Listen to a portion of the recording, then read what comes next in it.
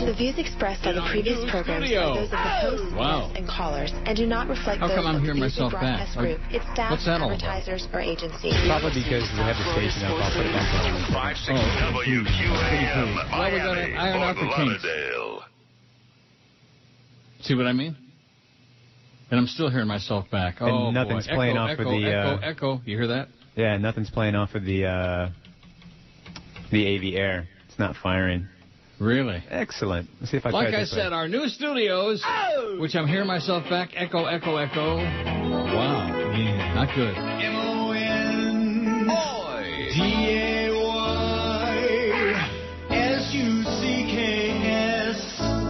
Absolutely.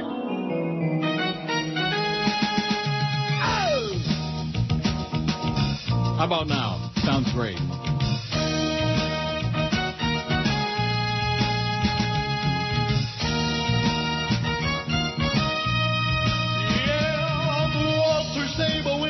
Sedan, or won't you hop inside my company car? I got the pictures and packs and ink out of my hand. I'm gonna make it you a radio star. I'm Walter Sabo, baby. I can do anything I wanna do. I'm your consultant woman, and I'm gonna be consulting you on giving that goal on a crap show and a formula that's got to bore ya. I've got the power to mold and control you. All right.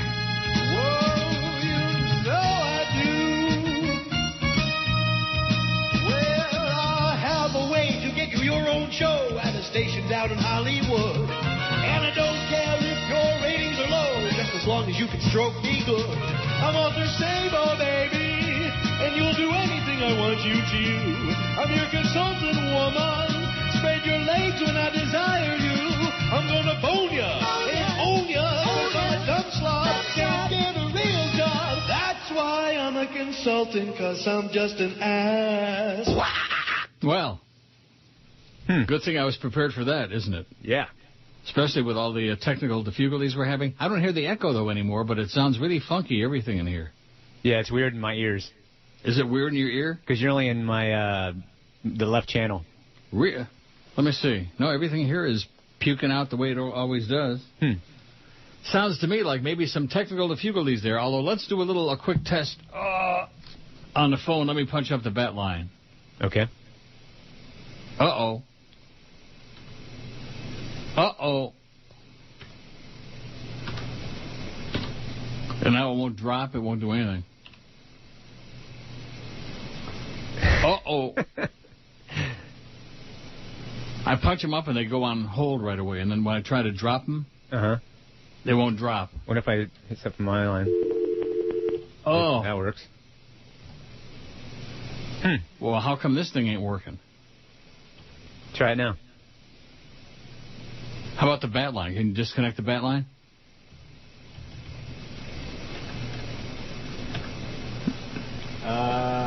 Strange.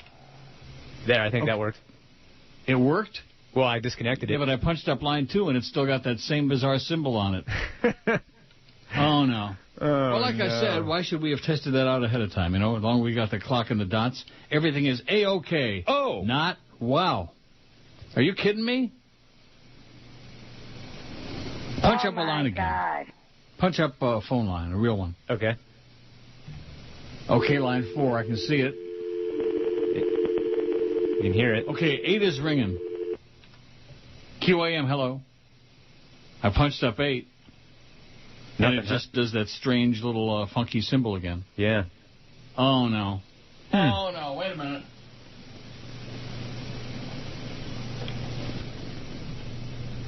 Oh, they're gone. Wait a minute. DD2. Now, maybe that's going to do it. I fixed it. QAM, hello. Okay, great. Well, thank God you fixed it. What up, Neil? My brother. Yeah. How you doing? Okay. I miss you. Yeah, okay, miss you too. What's the story? Is that as much level as we're getting out of the pot? I think I can pot it up more. I had to change the configuration from DD1 to DD2. I think I'm going to spray some DDT. Can't hurt. Wow. Have we got technical issues or what? QAM, hello. Can you hear me Yes. now? I'm here. Hello? Neil? Yes, I'm here. Yes. Neil? Speak to me. I'm here. Go away. QAM, hello. Hello, Neil? Yes? Hey, you're coming in loud and clear in Fort Lauderdale, Neil. Great. Thanks for the good Happy- news. Okay, happy Shavuos. Okay, so they work after a sort, but they sound really bad. Yeah, it didn't sound good. Really, really bad. And when I punch up the line, there's like this long delay between when they start. Oh, my God. This is another technical nightmare. Oh, my God. And if I wouldn't have known to, because we've had that before, to do the configuration thing and switch to the other one, that's the only way you get rid of those stupid symbols. The Dow is down 100 points. We are here, at least for the time being. Although Tom Jicka evidently is hearing things. I didn't speak to Tom. I just want everybody to understand that. He wrote that Q&A. I think he wrote the question himself. I've accused him of that for years. He makes up the questions. Thanks for the publicity, Tom. We need all the help we can get. And the reason I played that Walter Sabo thing is because I found out through the grapevine that Walter Sabo and Jolly Joe Bell are real tight buddies. Well, we've got consultants, Neil, and you're number 24 in your demo, and, we're going to do this, and we got to change your show around. Yeah. Get prepared for the ding-dong school with Clarence when he comes back from honeymooning. What is Clarence going to tell us about doing this show?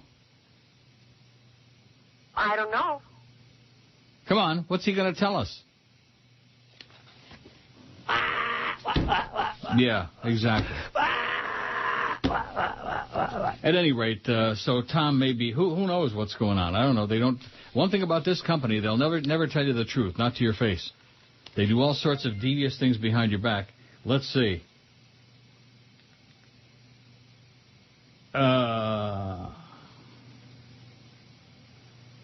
What's the date today?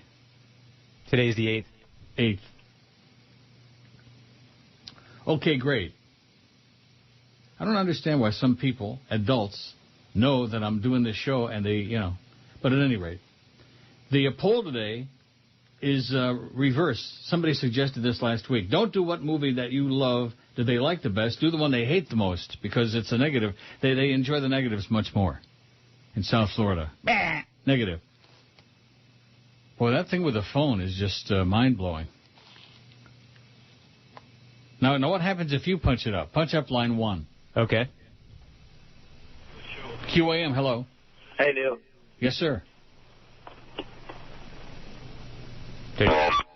Ooh. Oh, that was good. Now, what happened there? He said hey and then hung up, it sounds like. You want to try line 8? Sure, go ahead. Go ahead. QAM, hello. Go ahead. Nope, they hung up. Try line 6. I'm your friend. Yeah, okay, go to hell. I miss. Yeah. Oh, boy. 270 votes on the new poll. Here's the way we worded it. Of all the movies Neil loves, which one do you hate the most?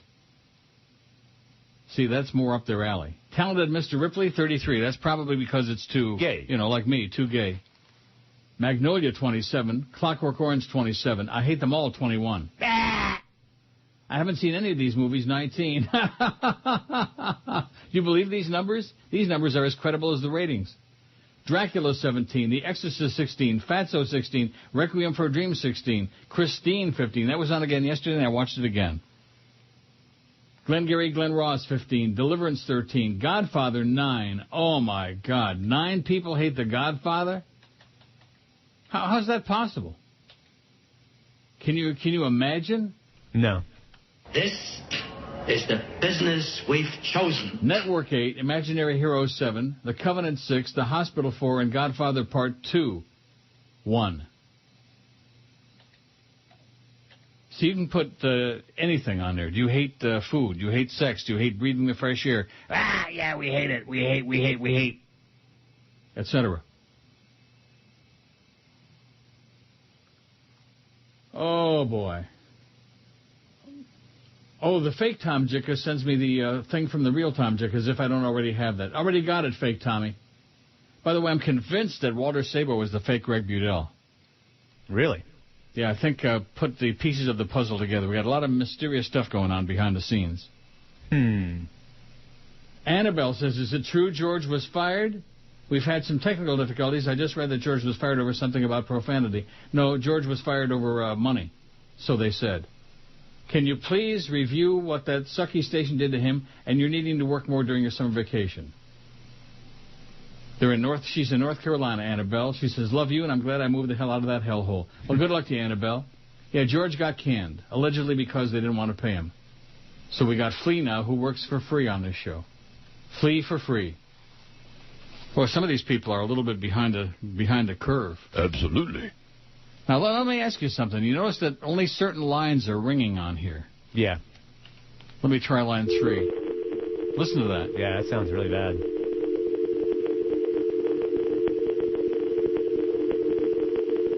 Line 4. What happens if you hit 8? How come I can't get rid of line 3? There it goes. QAM, hello. Neil, how are you? Okay. Good. I just want to say something. I think these people are going, their end scheme is to get you back from Toronto to... Because they've done everything to destroy your show, and now they're just trying to make you unhappy. And I think that after they dismantle everything else, that's the last thing they're going to tell you to do. And they know you're not going to walk away from all the money you make. So... Yeah. So, and I tell you something, I enjoy your show just like I did since you came on QAM when I first heard you, and you still do great, but they're destroying your show, and every time you have a little bit of chemistry, they do something to tear it up, and it's just horrible what they're doing, but I still listen, and everybody I know listens to you, so those ratings are a sham, complete sham. Thanks, Everywhere I go, thanks a lot. Hang in there. We're hanging. We're hanging. I'm not having a whooping orgasm like David Carradine, but nevertheless. Dow's down 93 point. I don't know if we can continue with these calls because the audio is it just sounds horrible. Yeah, it's pretty bad. And when you punch them up cold, just to get the dial tone, they all sound like that.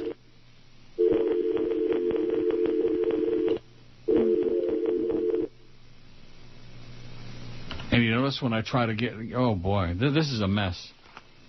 Very well planned, very well put together. Nice going, Jolly Joe. But we got the dots. We got the dots, baby. Oh. All right. I sat down here this morning thinking, everything is just fine as punky pie, you know? Yep. We got the clock working on there. We got the dots going. We're in the new studio, such as it is. And then your thing, we started and you couldn't play whatever it was you had to play. And what was that all about?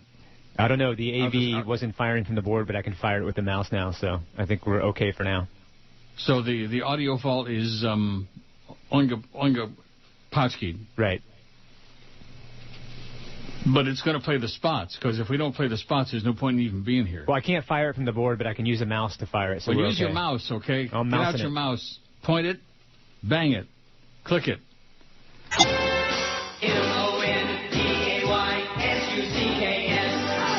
Prices at the pump head upward. In some local areas, they've officially reached record highs this morning. And no question about it, it's really starting to take a financial toll on drivers. Way back when, in 67, Boy, this must be serious. Cheap cost of fuel at the pump was divine. Come on, Pastor Beaver. Oh, it's gorgeous. Oh, well, that's great. Smells nice, too. Now I can't afford it. It's really killing. Well, we'll never be able to afford my lip injection. That's inhumane. I get heart failure. I can't believe my eyes. 419 for regular medicine. I can't fill up at all. Won't drive anymore till the prices fall. I think we're out of gas. They can't afford to pay for it. There's nothing you can do about it. QAM, hello. Neil, how you doing? Okay, sir. You hear me? I hear you. You hear me? Okay, yeah, I hear you. Wonderful. Two things. I'm pretty turned off by reading an article by the gentleman in his Sun Sentinel that kind of is not on your side. He's almost like an agent provocateur himself, you know? Tom Jicka? Yeah, I don't think he likes you. Why do you say that? Well, you know, he didn't really in the article that was in either Friday or Saturday or Sunday's paper, it just wasn't really a positive spin on the whole show, or maybe even negative management. It wasn't a good article, Neil. Really wasn't a good article. It's not an article. It's a question and answer. Oh, okay. I'm sorry. Another thing, in the paper today, they're Lamberti, which is, I believe, the Broward County BSO sheriff, is going to let out 40,000 prisoners or inmates because there was an article written. Someone did a good job of detective work and found out how many men are making over $150,000 in overtime as not policemen or sheriffs, but as guards. What is that all about? I don't know. When you find out, let us know. Now, did I get rid of that or what? Yeah. I sure hope so. I think they got the phone thing fixed. Who's they? Well, Steph was in here potchking around with something and on the phone. And okay, well, let me try it out. Okay. Here's line 1. And I got rid of it. Okay, great. Thanks, Steph. Wow. Oh. Steph's a good guy. Do you know what this guy was talking about? No, I have no idea. Now, Saturday morning, I'm asleep in bed like most normal people at 7 o'clock on a Saturday morning, sound asleep, and my BlackBerry bzz, bzz, bzz, 3 times. Bzz, bzz, bzz. So it wakes me up, and I reach over and I look at it, figuring 7 o'clock on a Saturday morning, what the hell is this? Jeff Rimmer, all 3 of them, tagged. You've been sent photos on tagged. And I thought, what the hell is that? So after I eventually crawl out of bed, I come in here and I look on my PC and my Hotmail. And sure enough, here's these tagged things. And you want to see, you've been sent photos on tagged. You want to see them, yes or no? And, of course, you click yes because you don't know what the hell it's all about. And as soon as you click yes, you've had it. Uh-oh. And so I Googled it because what it does is it immediately triggers off emails with the same crap to everybody on your email list. And then when they click on yes, it does. It's like a chain reaction. Right. So I Googled it and found little information out. It says, do not open a tagged email. There's a new email virus circulating. It says, I and a few of my friends have been receiving it. It appears to have photos from a legitimate friend, and as the subject line, you've been tagged. Later in the day, Rimmer put an apology on there to the 8 million people on his email list that all got this crap. Oh, I've been scammed. I'm so sorry. Yeah. Leave me alone, Rimmer. It says, do not open the email or register to open the photos. It's a virus and will open your email up for loads of spam, in addition to sending it to everyone in your email database. How do you like that? A new scam sending spam. Tagged. And I Googled Wikipedia on it. It says Tagged.com is a social networking site that's had numerous consumer complaints lodged against it for its practices and is regarded as a phishing and spamming site by consumer anti-fraud advocates. Tagged provides a feature whereby users are invited to provide it with their email username and password, and then will check their email address books for contacts and repeatedly send email invitations to people who are not yet on Tagged, claiming that they've been added as a friend or had photos of them tagged. This process has met some criticism in the technology press, and from some users, the resemblance to a virus has often been mentioned, including by watchdog sites like Snopes.com. Once a user receives an email inviting them to see the photos, the email address is recorded and they're deluged with spam from other companies. How do you like that? So if you get that tag crap, just get rid of it right away, immediately if not sooner. Okay. Now, what was this guy talking about? Tom Jicka's not my friend? Yeah, I guess. I couldn't understand. He kind of jumped all over the place. Tom Jicka is A-OK in my book, and he's the one guy in the media. Well, I guess Ellie Brecker, but she writes about dead people. But he's the guy I can count on to write positive things about me and about this show and about the 33 years I've been doing this in the market, even though I don't know what I'm doing anymore, because we have a new rating system and we have one bad month in 11 and a half years, and right away, I'm number 24 in my demo, and I need consultants. I need to have... Now the GM wants us to do ding-dong school with clearance. That is the ultimate slap in the face. And you know what? I'm still here today, and I'm still going to take the check. I'm still showing up every day. Like I told you, Jolly Joe, you're going to have me killed. If anybody out there reads about me being murdered someday soon, you'll know where the bullet came from. Anyway, the question on Tom Jicka's Q&A in the Sun Sentinel TV book yesterday is, are Neil Rogers' days numbered at WQAM? I won't read the question, but I will read Tom's answer. Jika says, reading the tea leaves is South Florida's #1 radio participation sport. Firing George, supposedly for budgetary reasons, certainly was an in-your-face to Neil, who thought his contract protected George. Now Neil says the station wants him to curtail his summer vacation. He's adamant this is not going to happen, and it is not. Also, after more than 3 decades on the air, he's been given suggestions on how to improve his program. Clearly, the situation is deteriorating, but Neil is much too smart to just walk away from the more than $3 million still owed him on his contract. However, I wouldn't rule out a buyout at some point, says Tom. I like that last part. I wouldn't rule out a buyout at some point. Like right now sounds good. Before 10:30 would be good. Write a check. Go ahead. Yeah. So where do you see anything negative in there regarding me? I don't. I don't know what this guy was talking about, and I think that makes several of us. 567-0560. We got the phones working again, I think. It'd sure be nice to try it out. Let's get some line checkers on there. And pound 560 on the Verizon and AT&T wireless line. WQAM, hello. Yeah, Jay Santos here, Auxiliary. Oh, God. Reverend Jones. And that's it? We open up the phones again for the first time in months. We want our calls. And we got nothing. There's something going on there. Do you believe that? No. And why does line 8 keep ringing? That doesn't make any sense. There's something wrong with this phone setup. Are you sure that line works? Line 8? No, I'm not. I don't mean that number. I guess so. I don't really know. Oh. An email from Joe Bell. Uh-oh. Knowing how much you hate me, I didn't open up the email I received from you on Saturday. I knew there was no way you'd send me pictures of anything. Thank God for small miracles. Good move, Joe. How do you like that? Knowing how much you hate me, I didn't open it up. Oh. Well, don't you think that he's got some managing to do with something? Anything besides emailing me? He didn't open that thing up. That's good. Good move. Anybody else who got it, I apologize profusely, but you can call up Jeff Rimmer in Columbus, Ohio, and blame him for setting off a chain reaction. You've been tagged. You want to see the photos from your friend? No. No. Just delete it immediately. If anybody sends that to you, just delete it and just wish them a great life or not. QAM, hello. Hello. Yes, sir. Neil. Yes. Man, I don't, I don't get to listen to you much anymore because I generally listen to satellite radio. Yeah. But for some reason, my satellite radio is down on the internet today, so I'm listening to you. But I heard that is this? Can we talk about this? I heard that George is no longer there. Yeah, we can. What do you want? What's there to say? He's fired. Yeah. When was that? When did that happen? Oh, about a month ago. Oh, okay. You know, as long as George is with you, and you're the greatest, but as long as George is with you, he never really got that good.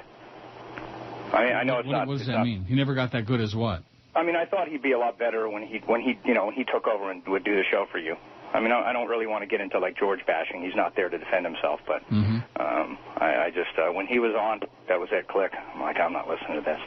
But I guess he was a decent sidekick for you. But I thought when he did the shows, he was really bad. But it's nice to hear you, and I'd love to see you get on satellite. Not going to happen. I know you love the FCC so much. Let me say it again. It's not going to happen, sir. It's like farting into a windstorm. Ain't going to happen. Oh, Neil. Neil Rogers. Absolutely.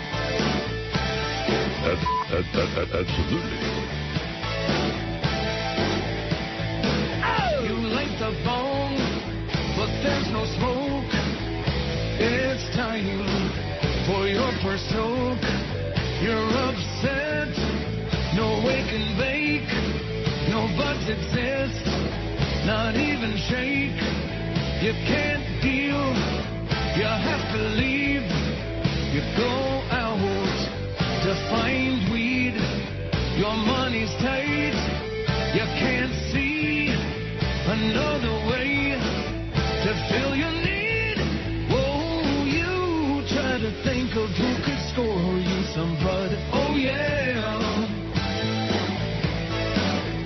You almost switched to booze, but your pipe is lined with pot. You know you're gonna have to scrape it. You're addicted to bud. Might as well face it. You're addicted to bud. Might as well blaze it. You're addicted to bud. Might as well face it. You're addicted to bud. You Yeah, there's something really screwed up with these phones, man, because every time there's a call, it comes in on line 8. The first one. You know what I mean? Yeah, Steph said they're trying to reroute the 800 number. That's the ones you're having problems with. Well, what does that mean? I don't know. That's just what he said, though. Oh, boy. So, in other words, this is an experiment. This is not a thing that was ready to go. Let me punch up a couple lines and see what happens. Oh, we don't have that quaggle anymore. Yeah, they seem to have fixed that. Okay, no quaggle. Although that one went on hold again. Why are they going on hold? I don't understand. But at any rate, I got rid of it. Eddie says, now see, that guy started a chain reaction. That guy ripping George now. George is not here anymore, okay? George got fired. Allegedly for budgetary reasons, but probably to piss me off so that I would walk out, which I didn't do. And all you people that said, oh, geez, if you just walk out, they'll bring George back. No, if I walked out, I'd give them exactly what they want. Called shooting yourself in the foot. All these experts out there on my life. And you think those people are going to bring me a bag of money every on the 10th or 15th of every month when my bills are due? No. Those are the same people who aren't going to bring George 50 cents. Oh, you should do this and you should do that. Yeah. There's something screwed up with the phone. Eddie says, I'm sorry to hear about George, but he really did suck. You would think that George being alongside a pro such as yourself, he would have gotten better, but he never did. Isn't that what this guy just got through saying? In fact, this whole email is what this guy just got through saying. I have Sirius Radio now, so I rarely listen to you anymore, but I still love you and remember the old days. I'm listening today because my Sirius Online is on the blink. Hey, Neil, I know you're a very old fag, but I wish you were on satellite radio. It's not too late. Screw the FCC. Neil God. Eddie Miller. Neil God, but he doesn't listen much anymore because he's got satellite. Thanks, Eddie. Yeah, sounds like the exact same guy. What? Yeah, it sounded like the exact same guy. Yeah, it sounded just like the guy that called who didn't make any sense. The fake Tom Jickler says, is the Walter Sabo bit and the fake Greg Vidal reference a hint that you or Norma have been in discussions with Sirius XM? No, it's not, and don't start that crap again. We're not in discussions with anybody. We got a valid contract right here, and we intend to honor our end of it as long as the parties on the other end honor their end. In other words, keep the checks coming and cut the crap. WQAM, hello. Any Sonny Hirsch Quaggle on the line? No, not anymore. Oh, it sounds good. Yeah. You sounded great, Neil. Yeah, okay. Have a great day. Bye. Bye. You know, when I last took calls, I think November of last year. Here it is. It's the 8th of June. 8th of June, and they still have nothing to say about anything. 567-0560. See, ordinarily, wouldn't you expect that the lines would all be lit up? You know, they'd be ringing like crazy. People frustrated they haven't been able to call for like 8 months. We want our phones back. We want to hear the calls. Where are they? Well, there's something screwed up with them. It's got to be. No, that one works. They work, but they're not ringing. You know what I mean by that? Yes. QAM, hello. QAM, hola. Hey, Neil. Yes, sir. What hurts more, the fact that... 567-0560, pound 560 on the Verizon and AT&T wireless line. Are you looking at the phone? Yeah, I'm looking at it. You see any calls? I see line 8 ringing in. 8 is ringing again. 8's the only one that rings first. This whole thing is so technically screwed up that there are no words to describe it. QAM, hello. I want my George Rodriguez. Of course, it's a lot easier to criticize than it is to do the work. You know what they say. It's a lot easier to critique than to do the engineering work. That's what I've heard. That's what I heard from an expert. Rob says, did you hear what happened to David Carradine while you were off? No, it wasn't while I was off. It happened on Thursday, and I was sitting right here when we got the thing that he died. They say he died because the orgasm was so powerful it caused his heart to give out. This has to be one of the most badass deaths of all time. See which line is ringing? Yep. Line 8. QAM, one-line radio. Hello. Hello? Yes. Oh, hey, Neil. Thank you for inviting me to call. I appreciate it. How you doing? Okay. Hey, I got to tell you, your show is the most compelling when you interact with people, with different people. Like when you had the O man, the big O. Also, Fleabag's a good guy. I like George. And what else is new? I caught a Chinaman breaking into my van on Saturday night. Hello? Yeah, you're still on. Don't ask me why. Oh, okay. I thought you had You hear that? He didn't say it, but he started to. I'm sitting here assuming that these lines all work, but they don't. And when anybody, in fact, let me try something, okay? Okay. Oh, I can't do it.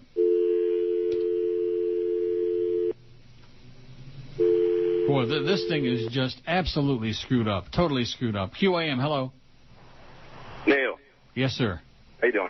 Okay, best I can. Hey, Neil, listen, I know that you hate when people tell you what to do and stuff like that. Mm-hmm. I know it rubs you the wrong way. But, man, I scratch my head every time that they tell you to see The Shawshank Redemption and you put it down, man. You really owe it to yourself to see it. It's a great movie. What do you mean? Really what does that mean? I owe it to myself to see it. What does that mean? Because I know the taste in movies that you have, and I know for a fact you're going to like this movie. I guarantee you're going to like this movie. Yeah. So when you get a chance, just check it out, man. Okay. And then get back and see if you like it or not. If you don't like it, then I totally misread the way you like movies. Okay. And one more thing. As a P.S., everybody who hates Miami, do like Neil did. He left. At least he backed his own words and left. That's correct. And I can sure as hell use the legroom. I love it down here, and it's too congested. So we'll pack you a medianoche and everybody get the hell out. Okay, see ya. Thank you. WQAM, hello. Neil? Yes, sir. How are you today? Okay, can you hear me? Do you hear me? I can hear you. Okay. I got a question for you. Yeah. If you went on satellite, wouldn't you be able to use your old stick? Let me ask you this question. Sure. What makes you think that that's possible, if that's going to happen? Well, best case scenario, you get the buyout from QAM. What? No, wait a minute. That's not an answer to the question. What part of it's not going to happen, which I've told you people a million times, what part of that don't you understand? I understand what you're saying. I just think that you got to be open for new ideas. I'm wide open to it, but there's no interest there. There's never been an offer of one dime on the table from Sirius XM, any of those people. Not a penny. Well, you never know. Okay. You never know. That's a good answer. That's a hell of a outlook on life. Well, what are you going to do with the rest of the last few years of your pathetic life? Oh, I don't know. You never know. How stupid is it to be possible? Do you know what I'm saying?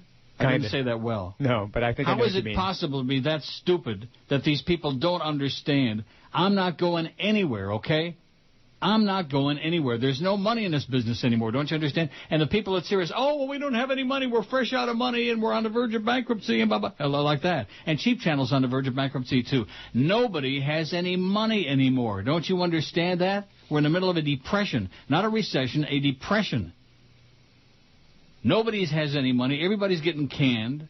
And, but you owe it to yourself to watch Shawshank and then go on Sirius. Oh, Neil. Floridians, dumb as dirt. So who'd you vote for? Well, I was on the other guy's ballot. What other guy? The Republican guy. Oh, no, man. Yeah, I know. I'm sorry, Ted. I didn't want to break that. Which one did you vote for, dude? I'm not going to get into it, Ted. You'll freak out on me, okay? No way. Yeah. That hooded freak? Which one? Be specific. What's his name, man? I'm not going to argue, Paul. The guy from CNN? Ted Turner, yes. Oh, man. Yeah. You voted for Buchanan? I voted for Ted Turner. Dude, why don't you just send the police right into my pad? I knew. Why don't you just give them my phone number and address? Ted. And let them come over and kill me. Man, you're going to elect the thought police. Ted, this wasn't a presidential election. This is a primary, okay? I didn't have a chance to vote for the other side. Give me the chance to vote for the other side. Rick? What? My pal, Rick, voted for a Nazi? I knew this would be... I didn't vote for a Nazi! 14 before 11 at 560 WQAM. We got the Big O at 2, Mad Dog 4 to 7. And then we got Dolphin tonight at 7 o'clock. Oh, boy. Dolphin tonight with D.A. and then D.A. from 8 to 11. What's that all about? Where's Kimba Blowcamper? He's on vacation, I guess. Oh, good. The dead Bob Lassiter says, can't get through on the 567 number. It's busy. It's busy. Well, it may be busy, but it ain't ringing on my phone. Is it ringing on your phone other than line 8? Just line 8. That's the only one that rings. QAM, hello. Hello. Yes, sir. Neil, how you doing? Okay. Neil, it's incredible the way that your GM has destroyed that station. First, Eddie K, Hank, George, and then they even killed Ken Malden, you know? Yeah. That's, and a lot of them I don't think were choices of financial, to tell you the truth. Because Ken, and Eddie Cable, I don't think they were making that much. And they had a great fan base. And? I don't know. I think the mob's behind it, Neil. Hey, Neil, you have a good... WQAM, hello. Oh, I don't think line 6 works, to be honest with you. It rings. QAM, hello. QAM, hola. What choices of financial? Hello. Hey, how's it going, Neil? Yes, sir. I just wanted to say thank you for playing that Rick and Suds set. That was great. I was reminiscing with some friends the other day that the best lineup ever on Talk Radio. Yeah, we know. Boring. The best lineup ever on IOD was you and Rick and Suds and Phil and Randy and ba-ba-ba-ba-ba. Oh, my God. Get some new material, okay? Go find some new friends, and maybe they'll talk about something interesting. You notice that tag thing, how much these people are responding about that? No matter what I talk about, they got something else on their mind. And it's usually boring. Oh, the best lineup ever was, well, you know what? This is the same crap. Are you sure? So it's exactly the same as, well, when you go to Sirius, I'm not going to Sirius. Oh, but when you do, you can do this and you can do that. Well, what are we going to do about this phone situation? I'm not sure. The engineers are aware of the problem, so I don't know what else I can do on my end. They said they're rerouting something, whatever that means. Yeah, route this. They're rerouting their... Rectum. The real Josh Cordes says, oh, please, Neil, don't make me work with Flea all summer. He's a good enough guy, but spending 4 whole hours with him on Friday was brutal. He brought in Woody Graber with a lame, old-tired Poconos comedy routine. You had Woody Graber on? No. Petey Lenny, I heard. Petey Lenny came by for a minute. Oh. You put Petey Lenny on the air on this show? Because he had free stuff to give away. He what? Because he gave us some free stuff to give away. It says Woody freaking Graber. They can't even get the name right. No. It wasn't Woody Graber. It was Petey Lenny, which is even worse. Seriously, Neil, if I have to do 3 days a week during the summer, I made David Carradine myself. Please help Josh. Josh Cordes. Yeah, I have a few emails about the show on Friday. I figured you would. One of them is very long. Robert from Seattle, Washington, no less, who listens online, obviously. Hello, Neil. I listened to Lee and Josh this past Friday with an open mind to see what kind of shows the listening audience could expect this summer. Oh, my God, it says. Oh, my God. In the first segment, they had a long discussion about all the gay stuff in the studio. Lee asked Josh if he had ever seen gay porn, and Josh admitted he did. Then Lee starts talking about how he was in a gay bar in South Beach with some friends and his wife. He has a wife, you know, and they were showing a gay porn flick on the TV. Then he starts talking about the gay bars in South Beach. Lee sure seems to know a lot about gay bars in South Beach. Josh seemed really interested about the fact that there was gay porn being shown in the bar and wanted to know more about it. At 13:08 into the show archive, 13:08. Maybe 108? Yeah. Josh actually admits that he respects gay porn. Well, what does that mean, he respects it? I don't understand what that means. I don't remember that.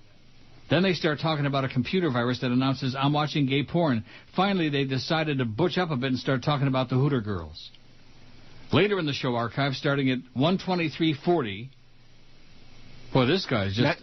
Not 13:24? No, 1:23:40. They go into another gay discussion in which Lee admits that for the right amount of money he would... Oh, I can't read that.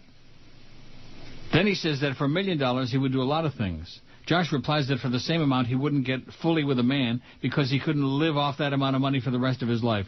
Lee then proceeded to give Josh some financial advice how to invest $1 million. The final gay segment starts at 2:40:28 and ends at 2:41:15. Lee admits that having a wife doesn't mean you're not gay. At 2:41, huh? 2:41:15. Yeah, the show ends at 2, but this was in the 2 o'clock hour. I've always had my doubts about Josh with his talk about all the girls he's banging to try to prove how macho he is, but the truth finally came out on Friday. Lee, you really surprised the hell out of me with your admissions. I just hope that the two of you finally decide to be honest with yourselves and not continue to live a lie, says Robert from Seattle. When are you going to be honest and not live a lie? Gay. Oh, look at that. Line 11 is ringing. What? Hello? Neil, the Pete and Lenny, is that the same Pete and Lenny used to have the club, Pete and Lenny's? How do we have a line 11? Hello? I'm not sure. Goodbye. Pete and Lenny is... Goodbye. Line 11? I mean, I've got a button here for 11, but we never had a 10, 11, or a 12 as the bat line. Look at that, line 11 again. QAM, hello. Hello. Yes, sir. Hey, can you put me through, please? Thank you. Put you through to what? Through the show, please. Thank you. Oh, what a bad voice. Yeah, bad fake I'll voice. after you, motherfuckers. What? What did he say? I dumped it. Hopefully the dump button worked. Oh, he said something bad? Yeah. Well, I hit mine, too, just in case. One of them might work. Although the way things are going today, it's very dubious at best. Paul Sauer says, thanks for jumping on my poll. I don't know which poll he's talking about. He says, if I think of another compelling poll, I'll send it your way. Flea was damn good on Friday. Great show, says Paul. How do you like that? Look at there. So we got 6, 8, and 11 are the 3 lines that work. QAM, hello. QAM. Yes, sir. Can't stand Dan or Jim Manage the old man.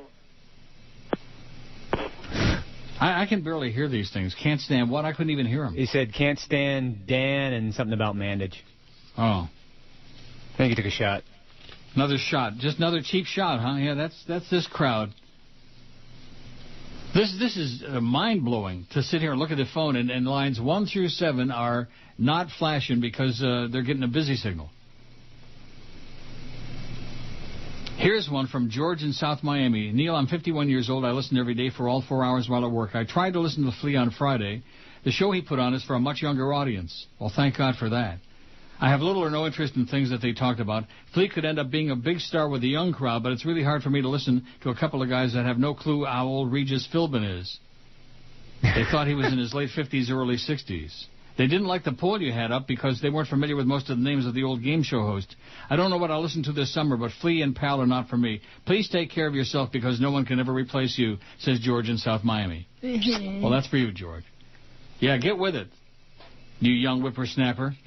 You're too young for George in South Miami. He's 51. He's a young punk. Oh, look at the size of the print on this thing. Tiny. It says, Neil, I've listened to you for almost 30 years, all the way from W Snooze to QAM, but I'm done. I find the way that QM handled George to be despicable. If the station can't afford a talent like George, can your release be far behind?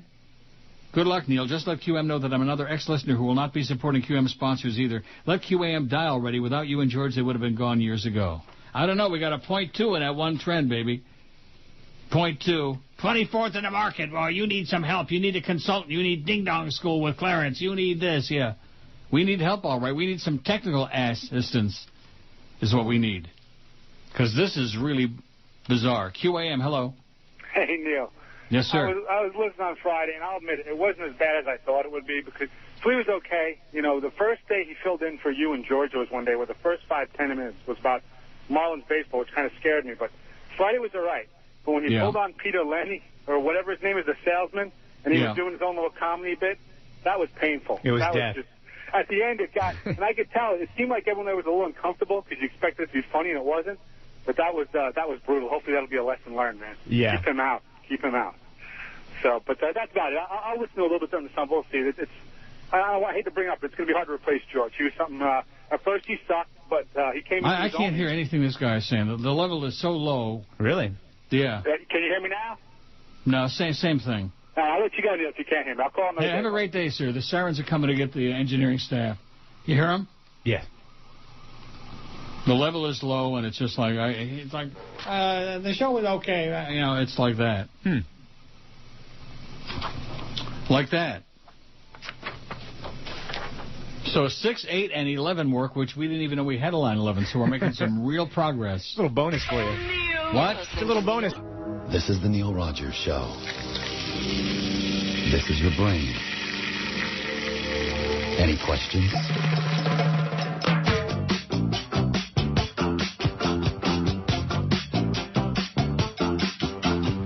All my friends go for teabaggers. Teabagging? They got teabagging. Whoa! The teabaggers have to open wider. Did you not talk with your mouth full? You're making me sick. I'm going to throw up. Well, I got the teabagging. What is that in your mouth?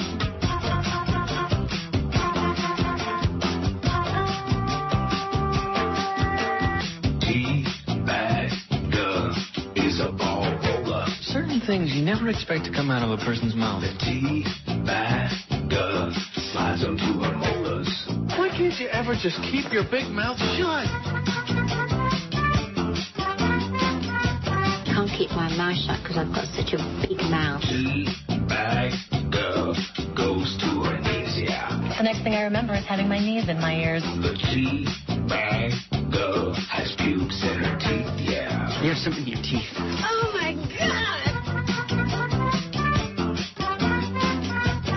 I don't have a good feeling about this.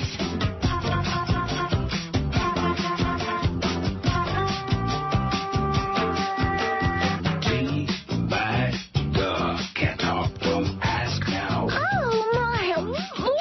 The tea-bagger can only gasp now. It's hard to talk when you're teabagging.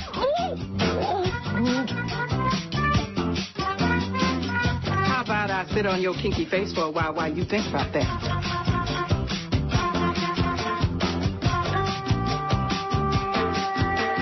Take a little dip, shake 'em round a bit, make 'em do a flip, then squeeze.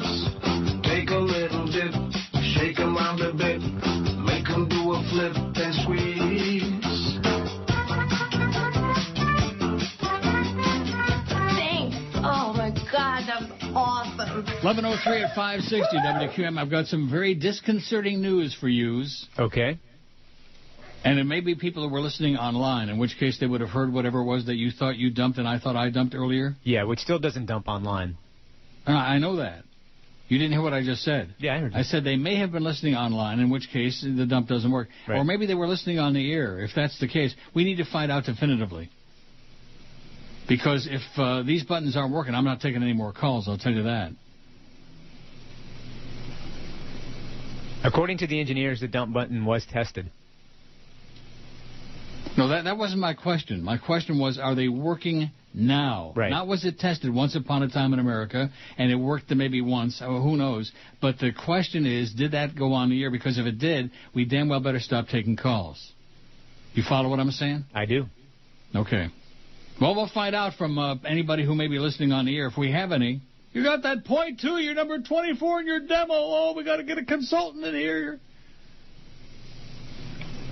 So we need to find out from people who are listening over the radio, not online, okay? See, the people listening online, they don't understand that they get the extra added benefit of hearing stuff that doesn't go on the air. Mm-hmm.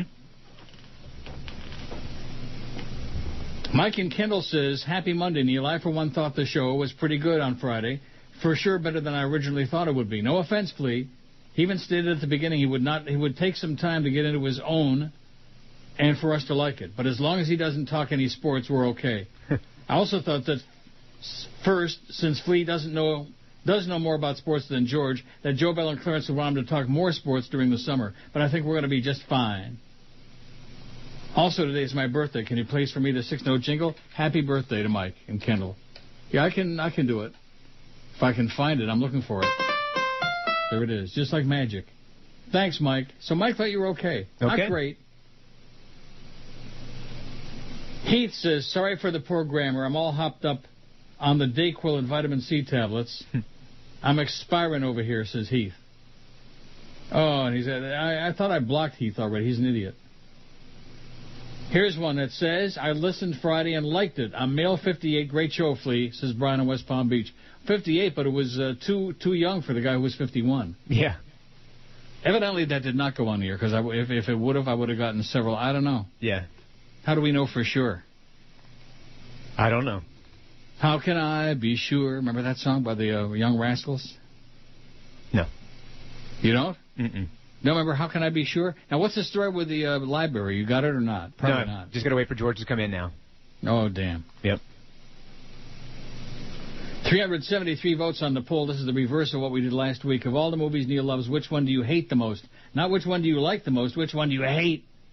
Talented Mr. Ripley, 44. Way too for most. Clockwork Orange, 42. Magnolia, 37. How can anybody hate a Clockwork Orange? Classic. Can you imagine anybody really hating that movie? Maybe because of the violence. Oh, yeah. I hate them all, 29. I haven't seen any of these movies, 26. Fatso, 24. Christine, 21. Dracula, 21. Deliverance, 21. Requiem for a Dream, 21. The Exorcist, 20. Glengarry Glen Ross, 19. Godfather, 12. Network, 12. The Covenant, 10. Imaginary Heroes, 8. Hospital, 5. And Godfather Part 2. Solamente Uno, only 1. So what do you think, taking calls or not? Sure. Well, it's easier for you to say sure. Sure. Jimmy says, sending greetings from L.A. and report on Friday's show. I sure miss George, but I figured I would give the show a chance. It wasn't too bad up until I heard Flea mention to a caller that Rush, another right-wing radio host, had some good points. Maybe that's what he thinks, but it sounded as if he didn't have the balls to tell the guy off. Anyway, I've been listening since the Zeta days, so thanks for all the great entertainment over the years. Thanks again, and good luck, says Jimmy. Actually, what I said is when they do have a valid point, it gets lost in their craziness. Derek says, listening online, and the guy, yeah, it came through loud and clear. And of course we know it came through online. That's not what I'm asking you, clowns. We're asking people who are listening on the radio. Remember that little thing with the knob and the buttons and the thing on the radio?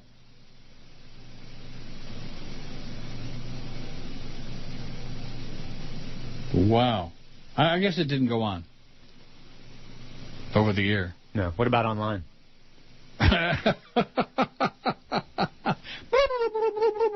Like that. Wow. That's all I can say to you is, wow. Line 11, QAM, hello. Hey, Neil, can you hear me? Yes, sir, I hear you. Can you hear me? Yes, all right. That, okay. Whatever it was didn't come through on the line. I heard you asking if he got it, and I didn't hear any curse words or anything bad said about anyone. Oh, right. Excellent. All right, and I don't think George was fired due to money, because if he was, if it's true they got 2 or 3 guys helping all these other lower-rated shows, why would they get rid of a guy who gets like 6 during the summertime? It doesn't make any sense. So. Okay. But I'll let you go because I called earlier, so take care. Thanks, Pally. Oh, second call in the day. Oh, that's not good. But anyway, at least he gave us the blowdown. Quincy Pierre says, your old buddy Q here again. I emailed you about a month ago. I'm here to tell you that Flea was horrible on Friday. He sounded like a kid vying for a job on college radio. He's not funny. He's not informative. He's not good. In his desperate attempt to appeal to the younger audience on Friday, he sounded like an uninformed moron. Wow. Quite frankly, George is not exactly minutes away from a Marconi either. Keep up the great work, Neil, and keep surrounding yourself with amateurs. It makes you sound even better. And you're highly overrated and overpaid to begin with. Thanks, Joe. That's from Joe Bell, for sure. Man, little shot at you at the end, though, huh? Oh, a shot at everybody. At least he spread it all around. You, me, George. He don't like anybody. QAM, hello. QAM, hello. Neil. Yes, sir. How you doing? Okay, how are you doing? Good, good. Just to let you know, for real, the P word did come over the air. So, whatever you want to, just let you know. Bye-bye. I don't know what he's talking about. Yeah, the P word. He didn't say the P word. He said the MF word. According to the people who heard it online. I don't know. This is not the way to do a radio show. This ain't the way to do a radio show, Joe Bell. Is it on? Does it work? Are the phones ever going to all work? What's the story here? Oh, boy. But, critiquing engineering is a lot easier than actually doing the work. You do know that.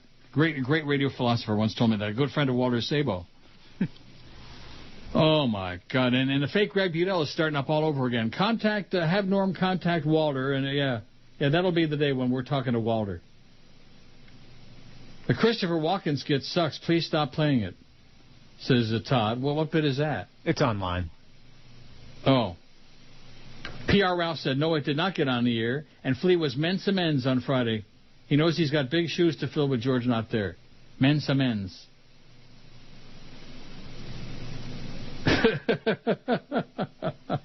Oh.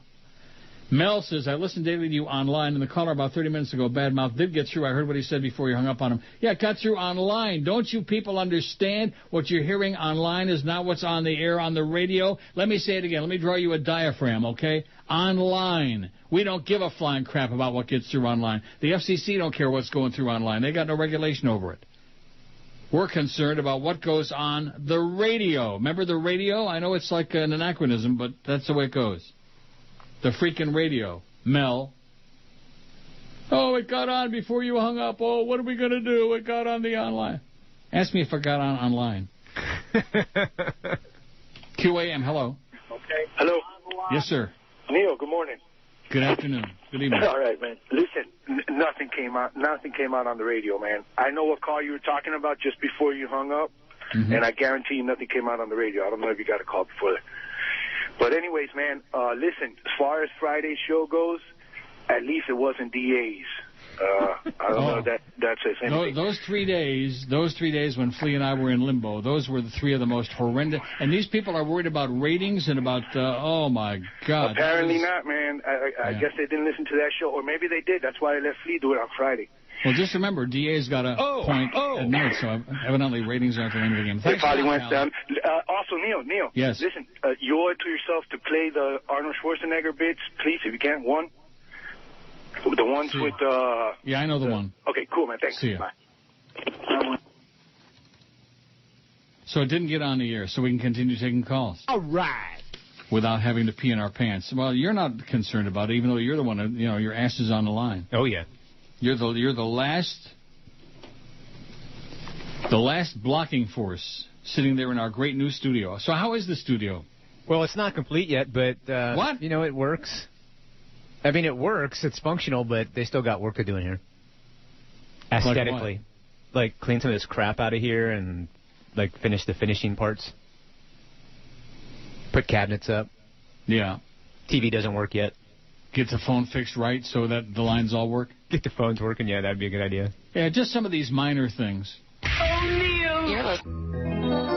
Yeah.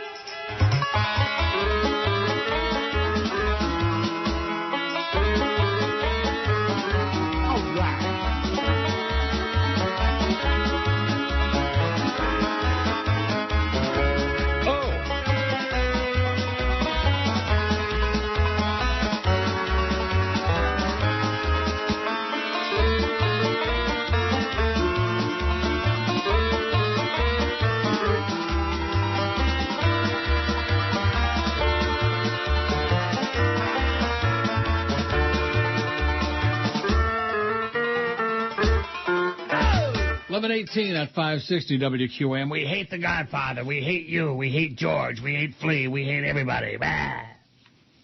Well, I'm sure I'm depressed that I'm not there, you know what? Yeah, I'm sure. Brian in Wellington says, I didn't hear anything explicit on the air. I was listening to my radio and the sound was blocked. It appears that at least one of the dump buttons work. You're free to take more calls. Keep up the great work, says Brian. Thanks, Brian. Pretty sad commentary that we have to ask the audience whether or not the dump buttons work. Yeah. Don't you find that unacceptable? I do. Unacceptable. But at any rate, hey, listen, line 11 is working. That's the first time in history. So that I think right there proves that this whole phone deal is Oingapotsky. QAM, hello. Neil. Yes, sir. How are you? Okay, how are you? Pretty good. I'm glad to hear that you're letting us callers call in. Yes? I listened to... Well, we got to retool the show now, because I got those bad numbers in the new Arbitron. Right. I had the opportunity to listen to Flea's show on Friday. And? And he's pretty good. I liked that on one of the days that you were on your hiatus, on I think it was Wednesday, that a caller called in, and it was, one of these, crazy callers.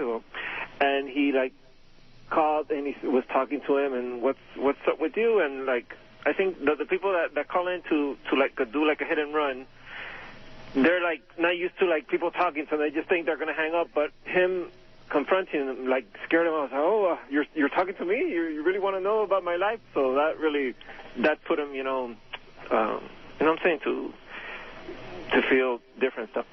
I'm going to keep listening, and you're doing a great job, Neil. Okay, thanks. Bye. See ya. What did he say? What did he just say? I'm not sure. WQAM, hello. Neil? Yes, sir. Hey, how's it going? Okay. Good. No, I just picked up the money from Paul, and he was like, oh, shit, I forgot to pay. Right. Okay. I mean, we're both hitting it, right? Yeah. I'm sure I slammed it. Huh? I slammed it about as hard as you could. Did you slam it? Yep. Did you bang it? QAM, hello. Hello? Yes. I just want to say you're doing a horrible job with the calls. You know, every time somebody calls in, you just patronize them. Yeah. You just Well, we'll make you the say exception. How's that? Schmuck. I patronize them? What the hell does that mean? I don't know. WQAM, hello. Hey, Neil, how's it going? Okay. All right. Hey, I just want to tell you, I'm the one that gave you an idea a while back about mixing the phone calls and the emails. I think it's really turned out good, and I think you're going to get some really good quality calls now that you're doing that. What do you think? What's your take on that? My take on what? On mixing the calls with the emails. I think it's working out great for you. Oh, is this Rick Shaw? It doesn't sound like you, Rick. No, this is Rick Shaw. This is a quarter slot guy. Yeah, I know. Is this... What? Because this sounds like maybe what the meetings with Josh is going to sound like. Oh, you're going to have meetings with Josh? Because I'm sure not. Oh, no, we're going to have ding-dong school. You're wrong, Neil. I want before every show for you to... Well, what are we going to talk about during the meetings? Whether or not we're having Drew Rosenhaus on that day, or Alex Marvez, or whether we're going to invite Stormy to have his own 15-minute segment. I mean, what the hell are we going to talk to Clarence about? Don't forget Ira. Oh, and Ira Windbag. This is the only show on the station he's not on, and this is the only show that's ratings challenged in the new system. Paul says, I feel that Flea did a great job on Friday producing some compelling radio, and it got through online. Paul's just trying to be funny, you know? A real comedian. Oh, wait a minute, look at that. There's 4 lines lit now. Uh-oh. WQAM, hello. False alarm. QAM, hello. Neil. Yes, sir. I'm glad you're taking calls again, because now I can leave it on the Yovin every day. Yeah, okay, good. QAM, hello. Hey, Pally. Yes, sir. Hey, Neil, I'm a local truck driver here in South Florida. I've been a listener since 1988. Wow.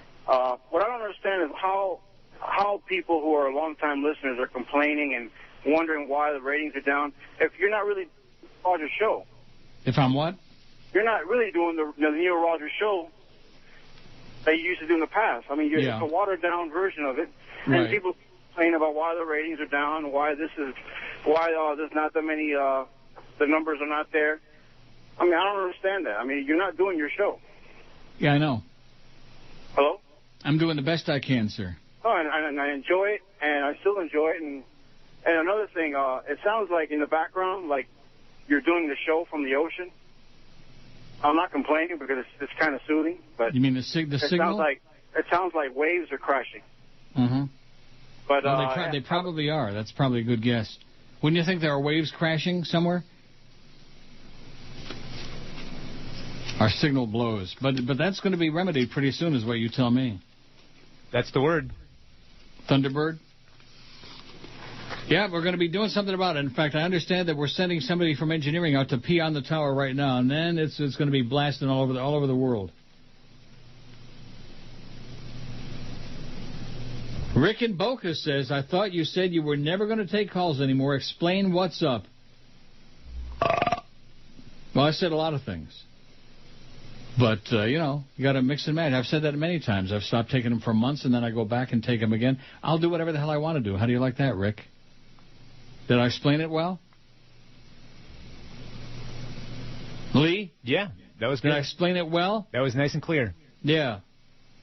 You get it, Rick? Lee says, not you, Lee. Oh, wait a minute. Jackie says, what's wrong with people? Complain and complain. Lee is doing fine. Do people really think that they will like every part of his show or any show? What a bunch of morons, says Jackie. People, if you don't like the show, don't listen. Turn it off. I don't have to listen to you to complain about it. Lee, you're doing great considering. Have a good day. Thanks. You're doing great considering. A little disclaimer in there, okay? I don't know what that means, considering. Well, I think we're all both doing great considering. I guess nobody else out there got their email tagged. I guess nobody else out there knows Jeff Rimmer, and consider yourselves lucky. Oh, God. Absolutely. I watch the TV and it's flu talk all the time.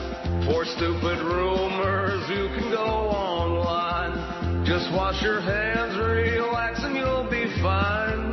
Don't want to whine, but I'm sick of swine. Oh, this is just what the cable networks do. Try by throwing a pandemic panic into you. Well, after all, we're only talking about the flu. They fill their time. I'm sick of swine. We just went through this with the bird flu. I thought we'd all be getting mad cow too. What's the next crisis they'll subject us to? Just give them time. I'm sick of swine. Just give them time. I'm sick of swine. Me too. 11:31 at 560 WQAM. Did you watch the Belmont on Saturday? I did not. Well, why not? Wasn't interested. Like everybody else? Not interested in horse racing? What did I tell you last week? Nobody care. We have like maybe 10 people out there who care about horse racing. Summer Bird. Not Mind That Bird. Summer Bird win a race. I thought it was a terrible race. I thought Charitable Man. I picked Charitable Man. Dave Johnson picked it, and the Humper picked it, too. The Humper picked Charitable Man. He's still running. Wow. He didn't run a lick. I mean, he was right up there in contention the whole way. He had no excuse. And then puked in the stretch. Just puked his guts out. Yeah, I put a couple bucks on him just because both you and Dave picked him. And the Humper picked him, too. All three of us got suckered in by Charitable Man. And then Summer Bird. Yeah, I was with Goldie at Calder on Saturday, and he was getting killed. You were with Goldie at Calder? Yeah. So how could you not watch the Belmont? Because we were done before the Belmont went off. When somebody goes to the track and it says we were done, that means they lost their ass. Am I right? Yeah. Lost your ass. Well, what's with you and Geldy, man? You hang out with everybody. See, that I don't understand that. No, he was doing a show from there, and I was helping him. He was doing a show from Calder? Yeah. Geldy was? Yep. Boy. Yeah, 1-4 he was there. And he was losing his ass? Getting killed, yeah. Wow. Were you running the bets for him? Yeah, and then he's like, you want to jump in on this action? I'm like, what action? You're just giving these guys your money. That's not action Jump to me. in on this action? Oh, what a kidder, that Geldy. What a kidder. I love that line 11. QAM, hello. QAM. Hello? Yes, sir. Neil. Yep. Joe Bell is going to bang you in the butt, honey. Yeah, okay, great. Snapperhead says, it's my opinion that WQM is trying to get you out because of your salary. No kidding. Very, very observant. The request for you to change your summer schedule is the perfect excuse for them to hit you with insubordination charges if you don't comply, and then they have a reason to dump you. No, they don't, because it's very specific in that crappy contract of mine that I work Tuesday and Thursday in the summer, and we've already got a precedent like the last 7-8 years. They know they can violate your contract without consequences. George is firing, and will fire you for some valid reason and see you in court before they pay out your contract. That's why you'll need a good lawyer and not that faker you can't seem to shake. Not Norma. Hey, Norma. You fairy. Also, I didn't think I'd miss George until I listened to Flea and Josh last Friday. Cheap radio at its worst. And D.A. and whoever were on the air, D.A. was actually proud and said he's arrived because you rip him. What kind of a loser is proud to acknowledge he's made it because he sucks? WQAM and Miami AM radio suck. When you're not on the air anymore, there won't be any need to even hit the AM button on the radio. Also, you're absolutely correct, sir. The calls suck. Good luck to you if I don't get to email you again. Snapperhead. Thanks, Snapperhead. Yeah, it couldn't be that salary. Everybody's dumping salary, man. That must be it. And what did I tell you before about your friend Joe? If he takes a disliking to you personally, like him and Hank, it's not business. It's personal with him. You could have a 99 share or a 0.2 share. It doesn't make any difference. If he hates you like poison, he's going to stick it to you, man. Bend over. Here it comes. But you're an ass kisser, so you sucked up to him for a long time on the West Coast, and so the two of you are buddies now. So you're safe. You get this cush deal here to work for this show for free because you lick tushy. Another Jorge says, I've been listening to the show for many years, and like many of your listeners, grew fond of George. You can't help but like the guy. He's got a great personality and a unique ability to express himself on the radio and chew food while he talks. Like a lot of listeners, I'm upset at the Beasleys and the 560 management for firing George, but that wouldn't keep me from listening to the Neil Rogers Show. We should all give Flea a chance. Give Flea a chance. Yeah, let's get that bit going. Right? Yeah. Not as a replacement for George, but as a fresh new addition to the show. Flea is a great guy and will only make Neil Rogers' show grow stronger. What time did you write this? Oh, that's right. I remember before the show you said, I got to go write an email. Yep, that was it. Best of luck to George. Hope he gets his something. George Rodriguez show someday. He deserves it. P.S. Go Canes. Oh. Why did he do that? You notice there are like only 3 or 4 lines that work. Lines 2 through 5, no work. Nothing. And line 9, and I don't know if there's going to be a line 10. I don't know what the deal is with that. Let me see it press up the bat line. It works real low. You hear how low that dial tone is? See, to me, it's fine. How about now? Now I can't hear nothing. WQAM, hello. QAM, hello. Mr. Neil? Yes, sir. Listen, I was just driving by a WQAM tower, and you're wrong. They're not pissing on it. They're taking a dump. Okay. There's number 3. Although he was talking about number 1. And then he was going to talk about number 2, I'm sure of that. Probably. Real intellectuals, baby. See, when George used to be on, he's the one that got the intellectuals. Did you get them calling in on Friday when you were on? Oh, yeah. The great intellectual callers?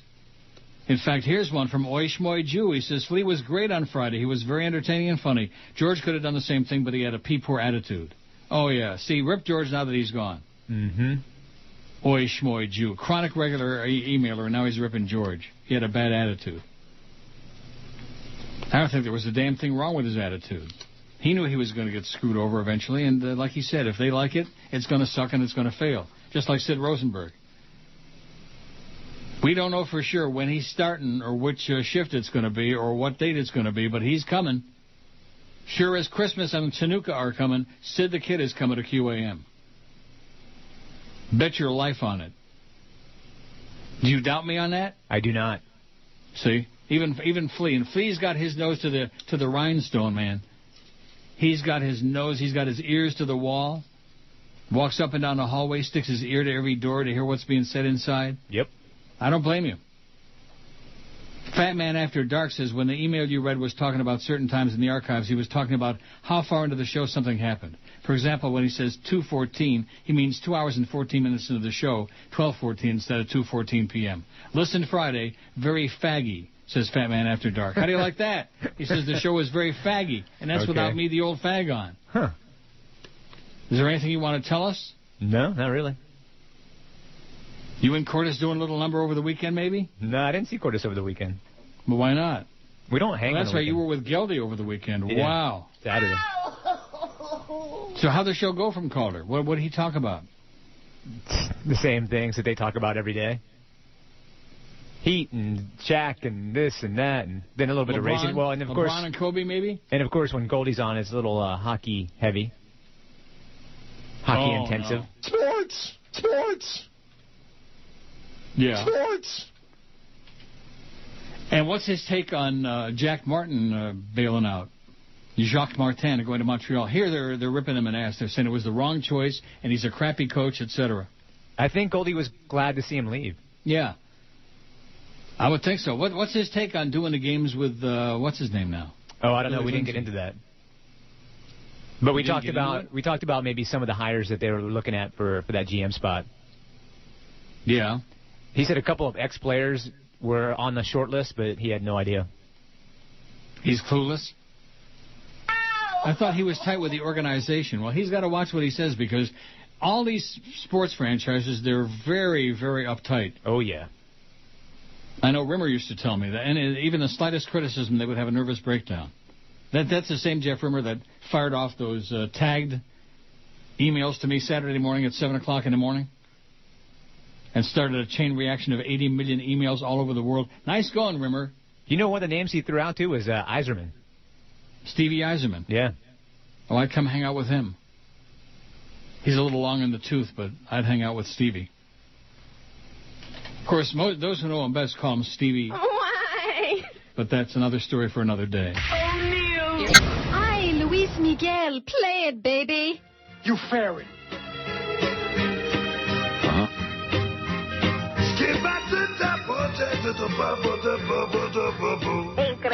O.J. Simpson was a hero.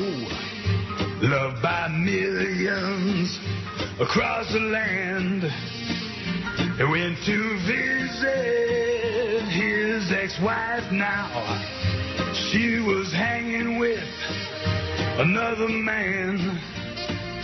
The Juice went home now for a knife and ski mask and a pair of gloves, and back he went. She was tipping her friend the waiter and giving more than 15%.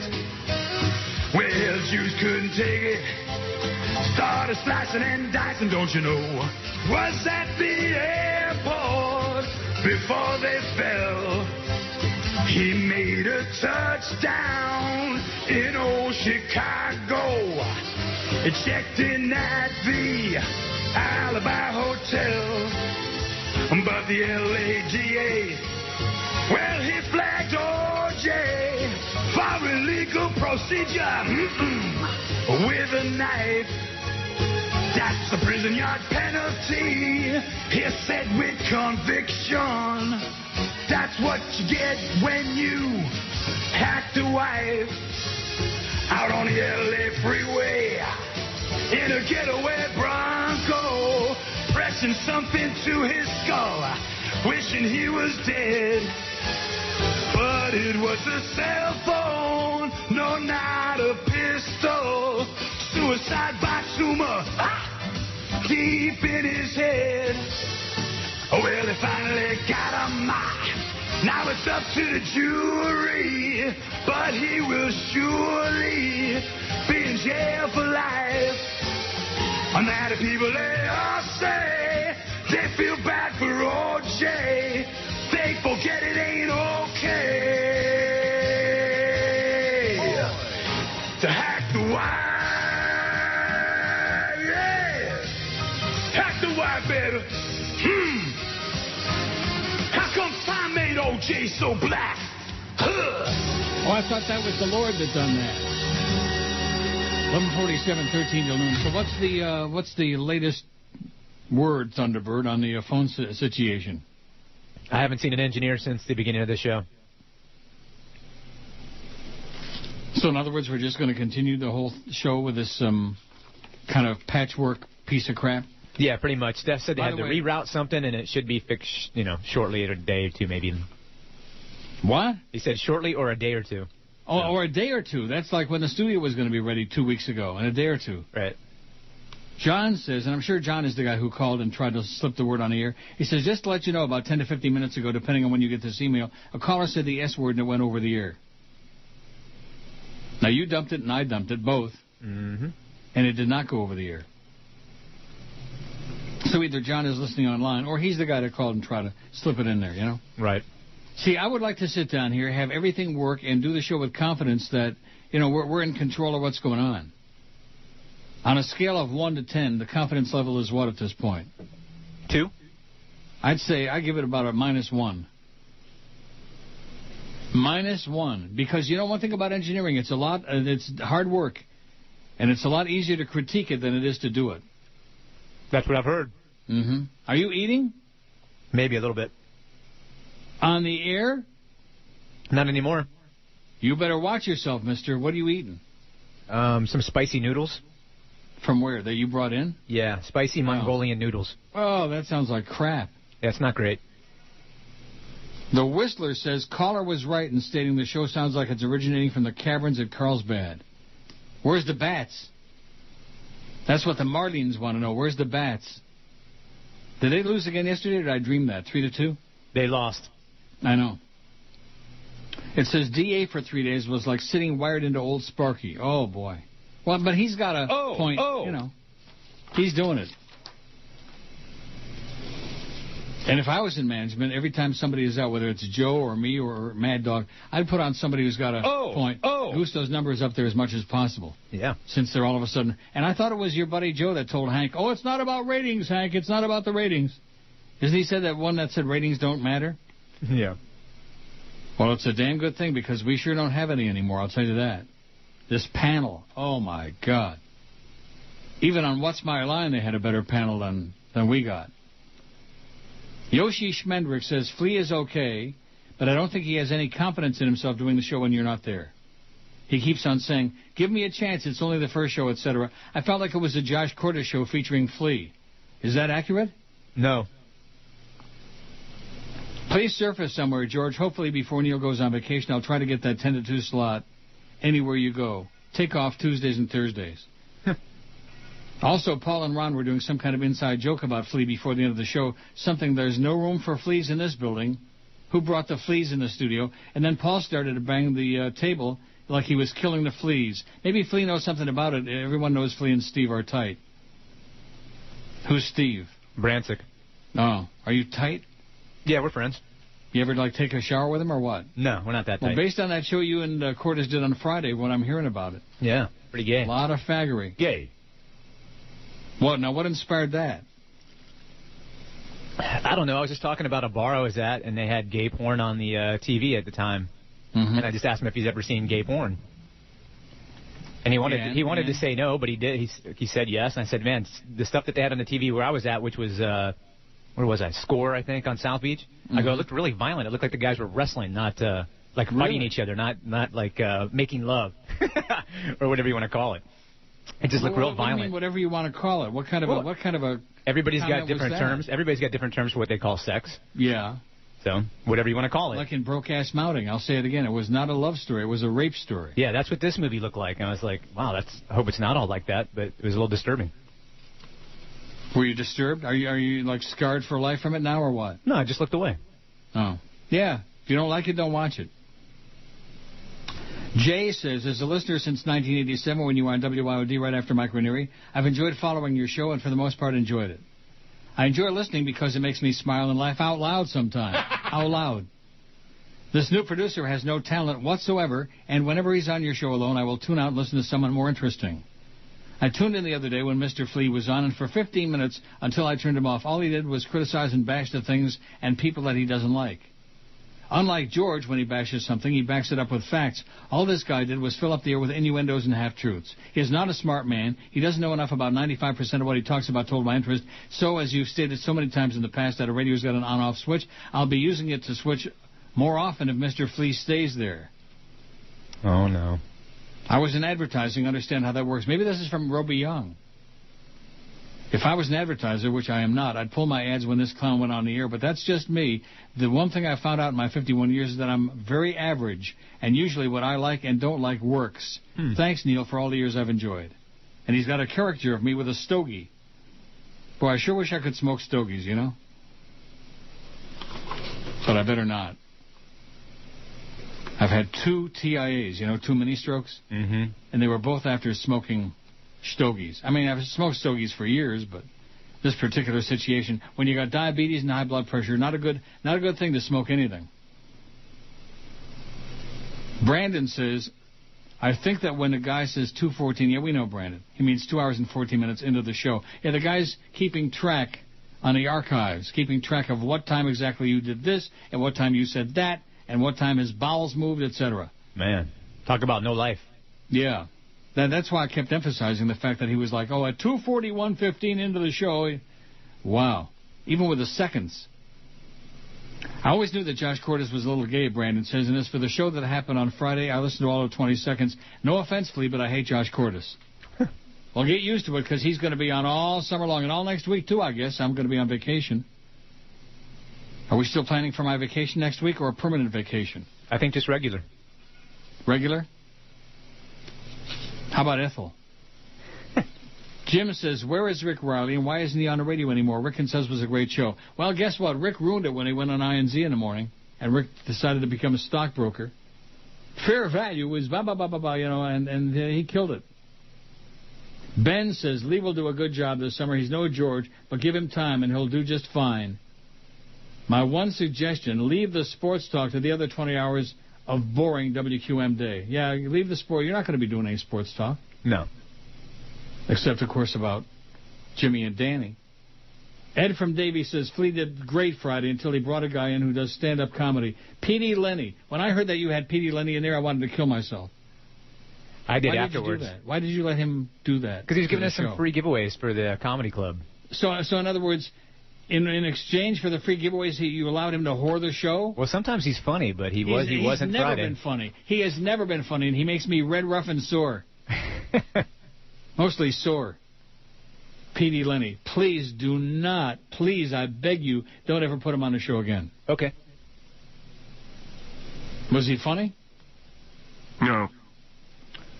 Anyway, here's one that says, Flea did a great job. He brought in a guy to stand-up comedy. I'm not sure who the guy is, but I think he's part of the sales holes, yes. The comedy was really bad, very bad. Please, just tell Flea to be himself and not try to be so hard to be funny because he's not. Thanks for the laughs, Neil. Ed from Davie. Don't try so hard to be funny because you're not. Oh, okay. Misha says, I only miss George when you're not here. On Friday, let's just say it wasn't compelling. What I'm going to do is not listen for a while so I can wait till some of the archives pile up so I can listen to those. Also, if anyone's interested, there are YouTube hits of your show from Whammy. I love it. I've never seen it before. New to me. What does Flea look like? Does he shave his body hair? Or maybe we can get his picture on the website. I hope he looks like Cristiano Ronaldo. He does not. No. Trust me, he does not. I wish. Oh, Heath is back out. You know, some of these people I keep blocking and they keep coming back like bad hemorrhoids, you know? You keep smearing stuff on there, Anusol and all that other stuff, and they go away, and then all of a sudden, like a bad penny, they keep showing up again. Like Heath. Go away, Heath. Don't go away mad. Just go away. I am Osama bin Laden, and whenever I am in Miami, I listen to Neil Rogers 12 to 1 hour. All right. I'm dying over here. Way down south, past Hackensack, there's a town called Tamarack where you live on a cul-de-sac, and you bet you about the going next door. They all drive for half a mile, and they wear that Gucci smile, and they stand in line a while, waiting on the early bird. Leave Manhattan, the Bronx and Queens, Staten Island too. Leave the Brooklyn Sea, take the Toronto, and don't look back. Down the Jersey Turnpike to Tamarack, stroll the malls and the sidewalk sales. Curb your hair as you wrap your nails. Tell your friends you're going to Bloomingdale's, and they won't be far behind.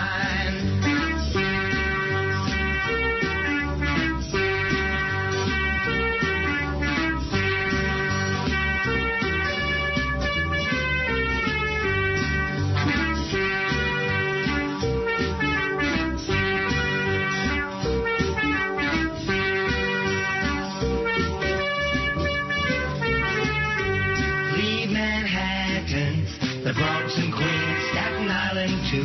Leave the Brooklyn Sea, take the Toronto, and don't look back. Down the Jersey Turnpike to Tamarack, stroll the malls and the sidewalk sales. Perm your hair as you wrap your nails. Tell your friends you're going to Bloomingdale's, and they won't be far behind. Way down south, past Hackensack, there's a town called Tamarack where you live. Cul-de-sac, and could bet you about the going next door. Way down south, past Hackensack, there's a town called Tamarack. Way down south, past Hackensack, there's a town called Tamarack. 12:03 at 560 WQM. Happy Monday to you, the 8th of June. Let's sing a tune on the 8th of June. Ron says, you think that Geldy's voice is squeaky? Just listen for a second or two. Geldy's got a manly's voice compared to Flea. How do you like that for a shot? I'm okay with it. See, these people have got nothing constructive or nothing interesting or compelling to say. All they want to do is take cheap shots at you and me and George. Used to be just me and George, and now you're the third. You're the turd in the punch bowl. You're another body to take a shot at. He sounds like Geldy on helium, like that. I don't think so. No. And in this business about I think that Geldy is squeaky, I don't think it's a debatable point, okay? Yeah. Do you think it's debatable that Geldy is squeaky? No. He's squeaky, man. He ain't no squeaky from, but he's pretty damn squeaky. Here's what we got on the poll so far. This is a reverse of the one we did last week. Somebody requested this. I think it was a good idea. And we got quite a few votes on here, considering of all the movies that Neil loves, which one do you hate the most? Hate it. Talented Mr. Ripley. You fairy. 48. Magnolia 46, Clockwork Orange 46. We have 429 vote already, and it's only noon. I Hate Them All 33. I haven't seen any of these movies 31. Do you believe that? No. With this list, Glengarry Glen Ross 27, Fatso 26, Christine 25, The Exorcist 24, Dracula 24, Requiem for a Dream 24, Deliverance 23, Network 13, Godfather 12. 12 people say they hate The Godfather most of all this list. Wow. They hate it. The Covenant 11, or Imaginary Heroes 9, The Hospital 6, and Godfather Part 2 still only 1. Why do you think it is that they picked out The Godfather, the first one, more than the second one? Couldn't tell you. Just to piss me off? Basically, isn't that what the poll is for? I think so. To piss me off? In my home, in my bedroom where my wife sleeps, where my children come and play with their toys.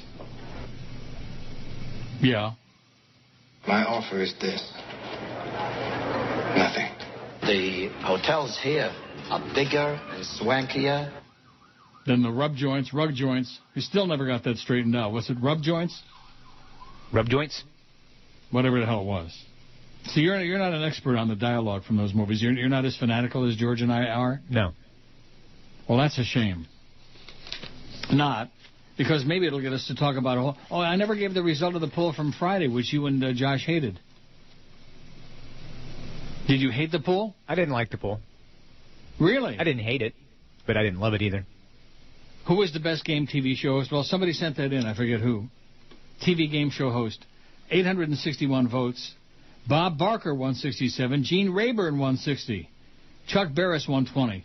Monty Hall, 83. Alex Trebek, 71. Bill Cullen, 59. I voted for Bill Cullen. I love Bill Cullen. Steve Allen, 55. Bob Eubanks, 49. Pat Sajak, 20. Alan Ludden, 15. Gary Moore, 15. Dick Clark, 11. Is he still alive? Damn it. Regis Philbin, 9. Dennis James, 7. Bert Convey, 6. Jack Narrs, 5. Who was Tom Kennedy's brother. Tom Kennedy, 5. Isn't that interesting that they both got 5 votes and they're brothers? And Bud Collier, 4. I voted for Bob Eubanks. You did? Yeah. With a stiff neck? I like his hair. Oh. He always looked like his neck was like in a brace or something. Strange-looking guy. Yep. Bob Eubanks. You know what I mean by that? Yeah. Like he had a real stiff collar, you know, and like his neck, I don't know. Strange, Bob Eubanks. And a bad show, too, by the way. Talk about contrived with those stupid answers. Contrived, fake. I don't like fake. Alexis says, I moved from Miami about 5 years ago, and I miss your show. No one can match your show anywhere. I was wondering if you can tell me where I can find one of your show's spoofs, Mr. Mouse, which I love listening to. Big fan. No, we can't tell you, and you ought to be listening online. If they moved from Miami 5 years ago, don't they really realize that we have the website and they can listen online? If they were that big of a fan, wouldn't you think? Yeah, you would think so. WQAM, hello. Oh, the Gargler is back. I knew it would be just a matter of time. We heard from, what's his name? The quarter slot guy, trying to be like a real person. And now we got the Gargler on there. Yeah, he called me on Friday. Others. What? The Gargler called me on Friday. Did he really? Yeah. Did he gargle for you? He sure did. 567. Now, if you get a busy when you call, that doesn't mean the lines are really busy because our phone is screwed up. It's really a mess. It's a technical nightmare. It's bad. 56705. Now, what about if I give the toll-free number? Do you think that would work on those lines or not? Try it.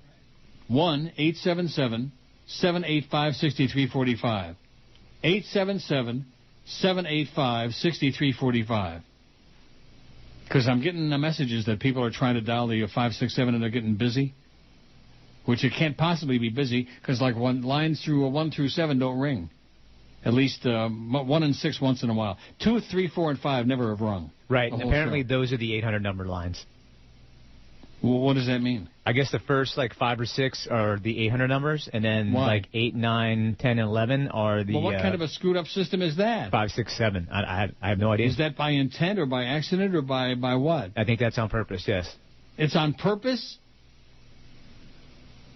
What you be talking about, Mister? WQAM. Hello. Once in a while. Yeah, this is Neil. Yes, sir. Right. Hey, how you doing, you big old homo? Okay. That was it. That was a medley of his material, big old homo. That's me. Wow. Yeah. WQAM, hello.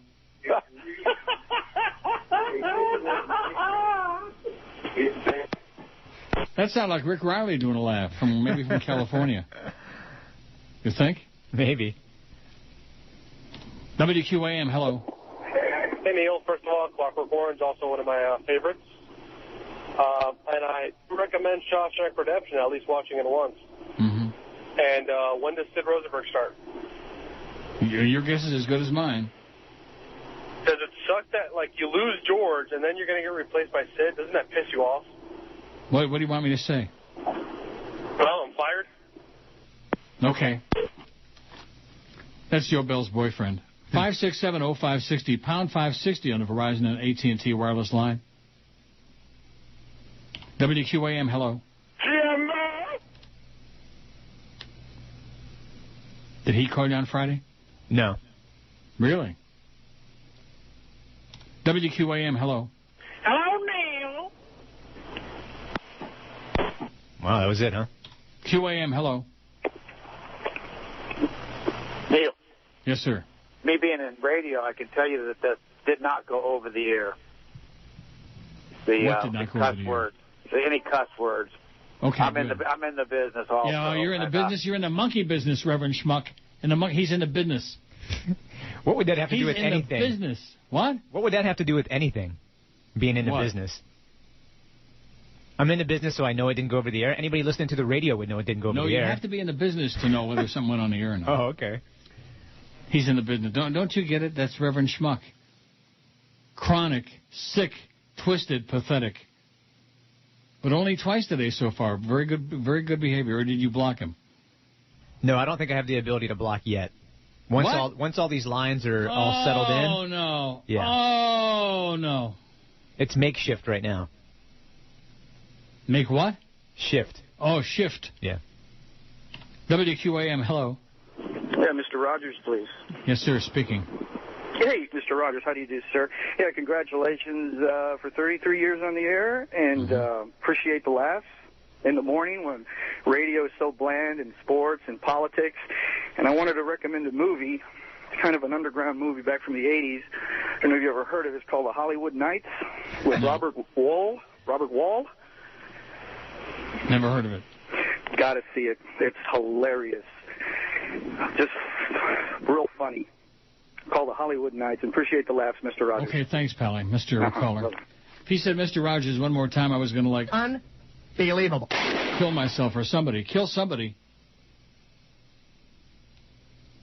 I'd like to get some of these people's email address and send them a tagged email. Notice I must have I never heard of it before. Did you? I've heard of tagged itself. Yeah, it's like a Facebook-ish kind of website. But it's not. It's supposed to be, but it's spam. Oh, is it? It's a scam, and it's spam. I've received a couple, I think, of those emails. I just delete them. Ned, immediately, if not sooner. Don't open them up and don't say, oh, do you want to see the pictures? Yes, just delete it. Don't say yes, don't say no, just fly away if it says tagged. Call up Jeff Rimmer in Columbus. I'll be giving you his home phone number next hour. 7 o'clock on a Saturday morning. Cuban George says, I don't know if somebody's mentioned this to you, since lately my boss has been working my ass off. Apparently someone in South Miami's gone on a cat-killing spree. Yeah, I had an update on that. They had another one or a bunch. Yeah, now there's a copycat cat killer. A copycat cat killer? Yeah. Wow.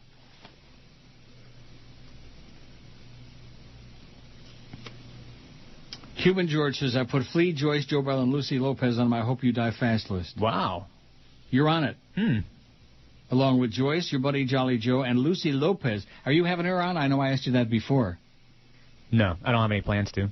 If you debate between having Lucy Lopez on, and I've never heard her on with George or anybody else, between her and Petey Lenny, I love Lucy. Oh, Neil.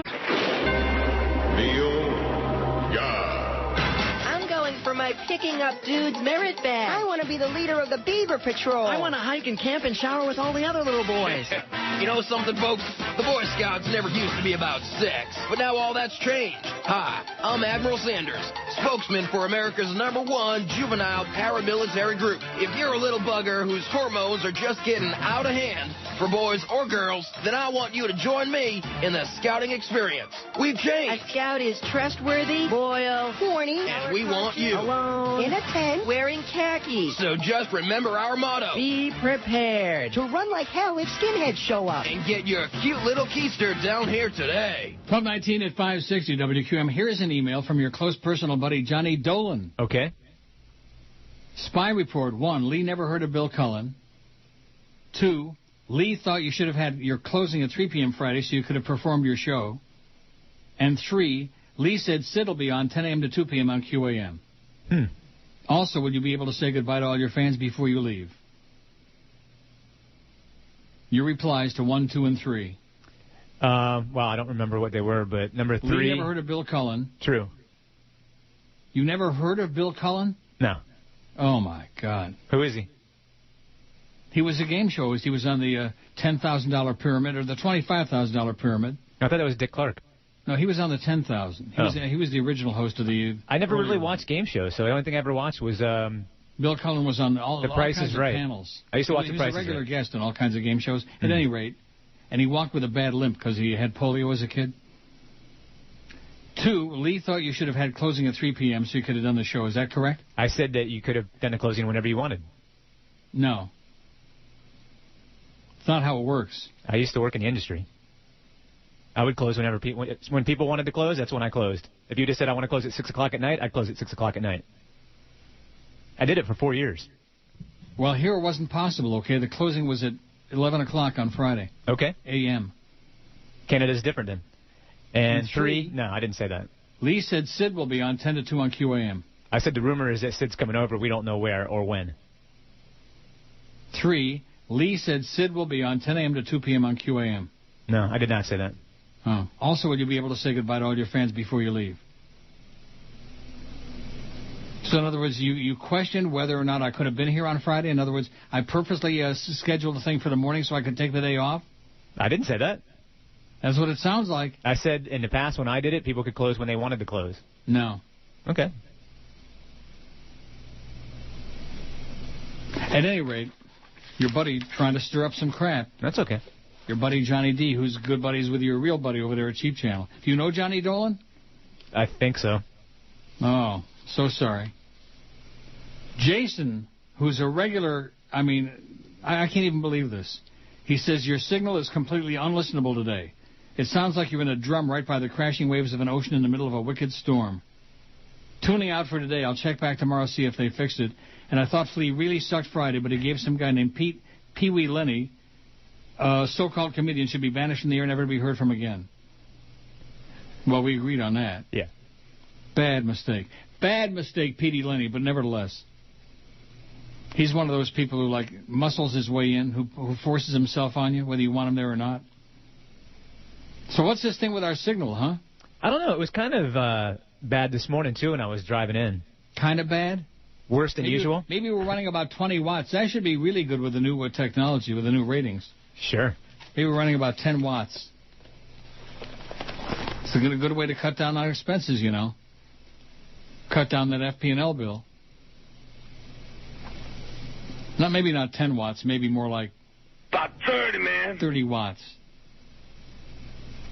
Wouldn't you think if the signal was really that bad, we'd have heard from a bunch of other people? Yeah. Yeah? So what time is Sid going to be doing? 2 to 4, 10 to 2? You know as much as I do. He's coming. He's coming. WQAM, hello. How you doing, Neil? Ted Okay, Bell. sir. Ted Bell, no relation to Joe Bell. Yeah. I invented the aluminum foil to put the baked potato around. I'm the one that invented putting the baked potato in the aluminum foil. I sent the steaks. I sent the steaks to you. Uh-huh. You get them? Yeah, great. Okay, thanks. Okay, the dogs both died, by the way. So he's the guy. He's the first one to wrap a potato in aluminum foil, huh? Yeah, he invented it. Anybody else having signal problems today? Your thoughts. We're having phone problems, I'll tell you that. We got lots and lots of technical problems because that whole technical stuff, man, it's a lot easier to critique it than it is to get it right. So let's continue critiquing it because it's easy. God, the signal sucks, the phones don't work. Other than that, we're doing it. And I'm not really too sure about the dump button. I had another one that said S went on the air from some lady. But, it could be BS. Or it could be just regular S.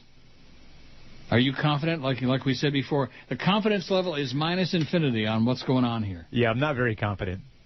You're not too comfortable in this new studio, in this new state-of-the-art studio that they provided for me? No. Trevor says, I love you most, of course, but Friday wasn't bad. Flea sounded youngish, which this station is seriously lacking. Yeah, we got to get all the old farts off the air and get somebody on the air who's under the age of 100. Like Sid. Somebody reliable like Sid. Plus, he had some real callers, not just a Jamba and I'm your friend losers. Oh, we've had some real callers today, didn't we? Not good ones, but we've had some. I actually had a couple of good callers on Friday. I think in time he's going to be really good. I remember him from the Zeta days when this city had a real rock station. On a side note, time to update your site. I'm over the Travolta picture, and you still have Email George up there. Yeah, how come we don't have Email Flea up there? I don't know. Eric asked me about that. I said, yeah, put it up there, and then nothing's happened since. Nothing's happening on that website. We're going to have to kick Eric's fat ass. I hate to say that because, Eric, it's a labor of love, this website. He doesn't make any money from it, and he puts a lot of time into it, and without him, we'd be screwed, Mm-hmm. Phil says, oh, this is Phil Latzman. Well, if you're coming from a real broadcaster, he says, the signal is so bad you can't hear it in downtown Miami. Been that way since I got to work at 4 a.m. How do you like that? Coming from somebody who's really in the business. Phil Latzman. Right. The signal is so bad you can't hear it in downtown Miami. What are we going to do about this? Hope that they hurry up. How about if we talk louder? Yeah, What? there you go. So they're not talking about the technical sound from the studio or like that, and they're talking about the actual signal? Right. Now, is it Cuban interference or is it just something else? What I heard this morning was not Cuban interference. It was just plain interference. You couldn't make anything out of it. You just couldn't hear the station that well. Really? Yeah. Oh, wait a minute. Can that be? Line 9 is ringing. QAM, hello. Hello. Since the election of our new president, we're seeking business owners who are interested in receiving free grant money that is available now in your zip code. We'll take it, and pretty soon I might need it. You never know. Mark down that number, okay, because I may need some cash pretty soon. Will I have a chance to say goodbye to the audience, you think? I hope so. Or will they just tune in one day and, oh, no more Neil, no more George, no more Neil. Now, how are you going to like working with Sid? Oh, I won't be working with Sid. How do you know that? Because I won't. Why not? Why would I? In other words, by choice, you don't want to work with him? By choice, I would prefer not to work with him, yes. And what if they tell you, well, this is it, this is the deal? Because it seems to me that whatever they tell you, they've got you by the balls. Well, it'll be a very unhappy relationship.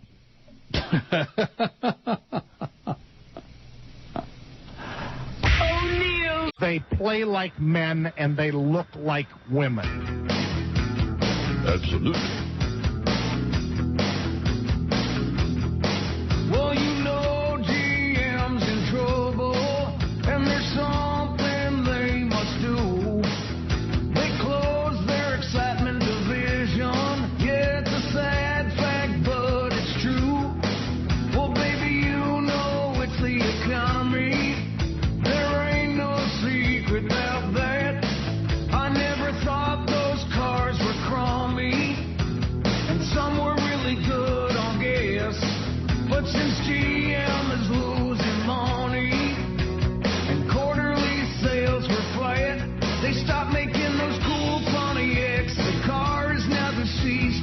No more Trans Ams cruising down the street. There's no way to get a brand new G5. GM needs the money just to keep themselves alive. That car company was just a monkey on their back. Now no more Pontiac. Goodbye, Pontiac. 12:33 at 560 WQM. Let me give you an assignment, okay? You got your cell phone handy right there? I do. Okay, dial the allegedly toll-free number. I dialed it from here, but I'm sure it doesn't work from out of Florida anyway. Okay. Because it rang and rang, and it didn't make any of the lines 2 through 7 flash. Okay. So dial it up. 1-877-785-6345. 6345. And maybe some other people out there can do it at the same time, simultaneously. Sounds like a sexual thing. 1-877-785-6345. Mine's ringing on my end. But it's not flashing on the board. Line 1's flashing. Well, that has been flashing. QAM, hello. Yeah, that's me. It's you? Yep, I'm line 1. So that is the 877 number. I'll be damned. So it does work. Yep. On line 1, anyway. Wait a minute. QAM, hello. Hello? QAM. Yes, sir. Neil. Yes. How you doing? Big fan. Yep. I was just listening, and I hear that you're a gay-ass guy with that other gay-ass guy. You get it? You're a homo. Good one. Big fan. Mm-hmm. Ron Brewer says the panel will be at the quarterdeck tonight at 6 o'clock. Well, what does that mean, the panel will be? What does that mean? I don't know. Says, my God, do I hate when you take the calls. Please talk about something. We haven't gotten any material from you in a while. Used to be our source, especially during the election. I actually hate cats, and maybe I'm the one killing them. I'm all for it. They're the worst animals in the world. I love dogs, but the cats make me throw up in my mouth a little bit. See, there he is again, using our stuff. As of this morning, you can hear your favorite #1 rated morning show in the Keys. Oh, Bob and Tom are on in the morning? They are? As you see, stations are picking up as we speak. You know why? Because we're compelling. We have Oh My God Mike, and you have Flea. We have Steve the Funny Homosexual Branzik, and you have Flea. We have Toast, and you have Flea. We have a studio, and you have Flea. Get my drift? We love you, Jolly Joe. Keep it going. It makes us look like real broadcasters. Thank you, Jolly Joe. If you could get rid of Joe Rose, we could pick up a few listeners from him to get our goal of 27 share by January 2010. What does that mean, the panel will be at the quarterdeck? I guess everybody that has one of those meters. Things? Yeah. Everybody who's got a thing will be at the quarterdeck? Mm-hmm. Well, there's supposedly, 1,500 people with those things? Yep. Going to be really... Maybe they'll shove some in the phone booths there or whatever. I don't know. These are coming from your buddies over there at the Clear Channel building, by the way. That one and the Johnny Dolan one? Oh, yeah. Keith says, I've given Flea a couple of chances, a couple listens. There's no way I'm going to be able to put up with that man. I've tried, believe me, but honestly, Joe Bell, how are we to tune into such total garbage? Please let us know what days you will not be in, Neil, so I can bring my iPod to work. Fake callers, please stop asking Neil how he's doing. Do you really care? Get to the point already. Love the show, Keith. Yeah, all you fake callers, quit asking, how you doing, Neil? How you doing? I'm doing. WQAM, hello. Okay. Hello? What? Hello? Hello? I'm not sure why they even calling this number, except that you wanted to see whether it worked or not. Oh, no, you called the 877 number? I sure did, yeah. Well, thanks a lot, Pally. It works. Thanks, Neil. Bye. Bye. But it doesn't work on lines 2, 3, and 4, though, obviously. Or 5. This is pretty compelling, when you have to start analyzing which lines work and which ones don't by number. Oh, yeah. Not compelling. Maybe if this stuff worked here, I have a feeling maybe we're on a nighttime pattern. Do you think that's possible? It could be. Could be. Or maybe we're running about 50 watts. That should be really, really very helpful with that new rating. Maybe they're trying to get us down to about a point. Oh! Because if people can't hear it except online, we've got real, real problems, wouldn't you think? Yes. I mean, when even Phil Latzman sends a message, that should tell you it's the MS, it's legit. And you said this morning you could hardly hear Joe. Mm-hmm. You couldn't hear Alex Marvez. I don't know how I'd get through the day if I couldn't hear Alex Marvez and if I couldn't find out how Stormy's doing and if I couldn't find out how Drew is doing with the ladies. JP says, I'm in East Fort Lauderdale. The signal sounds fine to me. Please let Flea know that I thought he did a great show on Friday. Hey, this guy thought you did a great show on Friday, Flea. All right. I've been a listener for 10 years and look forward to the summer schedule with Flea. Keep up the good work, Flea. JP. When did you send this one? Earlier. Chuck says, that guy is right. The signal is fading in and out. I had to turn it off in the car. Luckily, I'm back in the office listening online now. Which is a problem. Is it a problem? When it comes to the ratings, it's a problem. It's a big, big problem. Big, big-ass problem. But nevertheless, we'll see what materializes. Fershke, who's a regular and a loyal listener, says, the signal's pretty bad. Sounds like a hurricane behind you. It took a bit of playing with the radio to get it to sound kind of decent, but what can you do? I shall suffer and go on. Thanks, Fershke. Sorry, we apologize profusely to the audience for the technical ineptitude of Beasley Broadcasting, and especially Jolly Joe Bell, who's running the Titanic deep down into the ocean. We're going to hit bottom pretty soon. Kathy says, I know that don't know that closed captioning on DVDs is always 100% reliable, but I know that line in the movie reads as swankier than the rough places in Vegas. We built in Vegas. Rough places. Not rough joints. They must say rough joints because it's not places. He doesn't say places. He says joints. Rough joints, rug joints, rub joints, smoke a joint, whatever he says. Smoke two joints, Hyman Roth. It says there's a book I'd buy you if I was made of money and had your address there in the Great White North. The Annotated Godfather, the complete screenplay by Jenny M. Jones. I'd send you a link, but you don't do links. I can find it. By the way, I voted for A Clockwork Orange because the violence in the film can't stomach it. Have a good day. You're right. They don't like the violence. Mm-hmm. I can understand the ladies, but we don't have that many ladies listening. How many we got? 2? Maybe. 479 votes. Godfather Part 2 finally got another vote. 14 people hate the most of Covenant. I can't believe that many people in this audience saw that movie. Did you? No. Well, there you go. Although after your conversation with Cordes on Friday, you might really enjoy it. This station stands for nothing. Absolutely.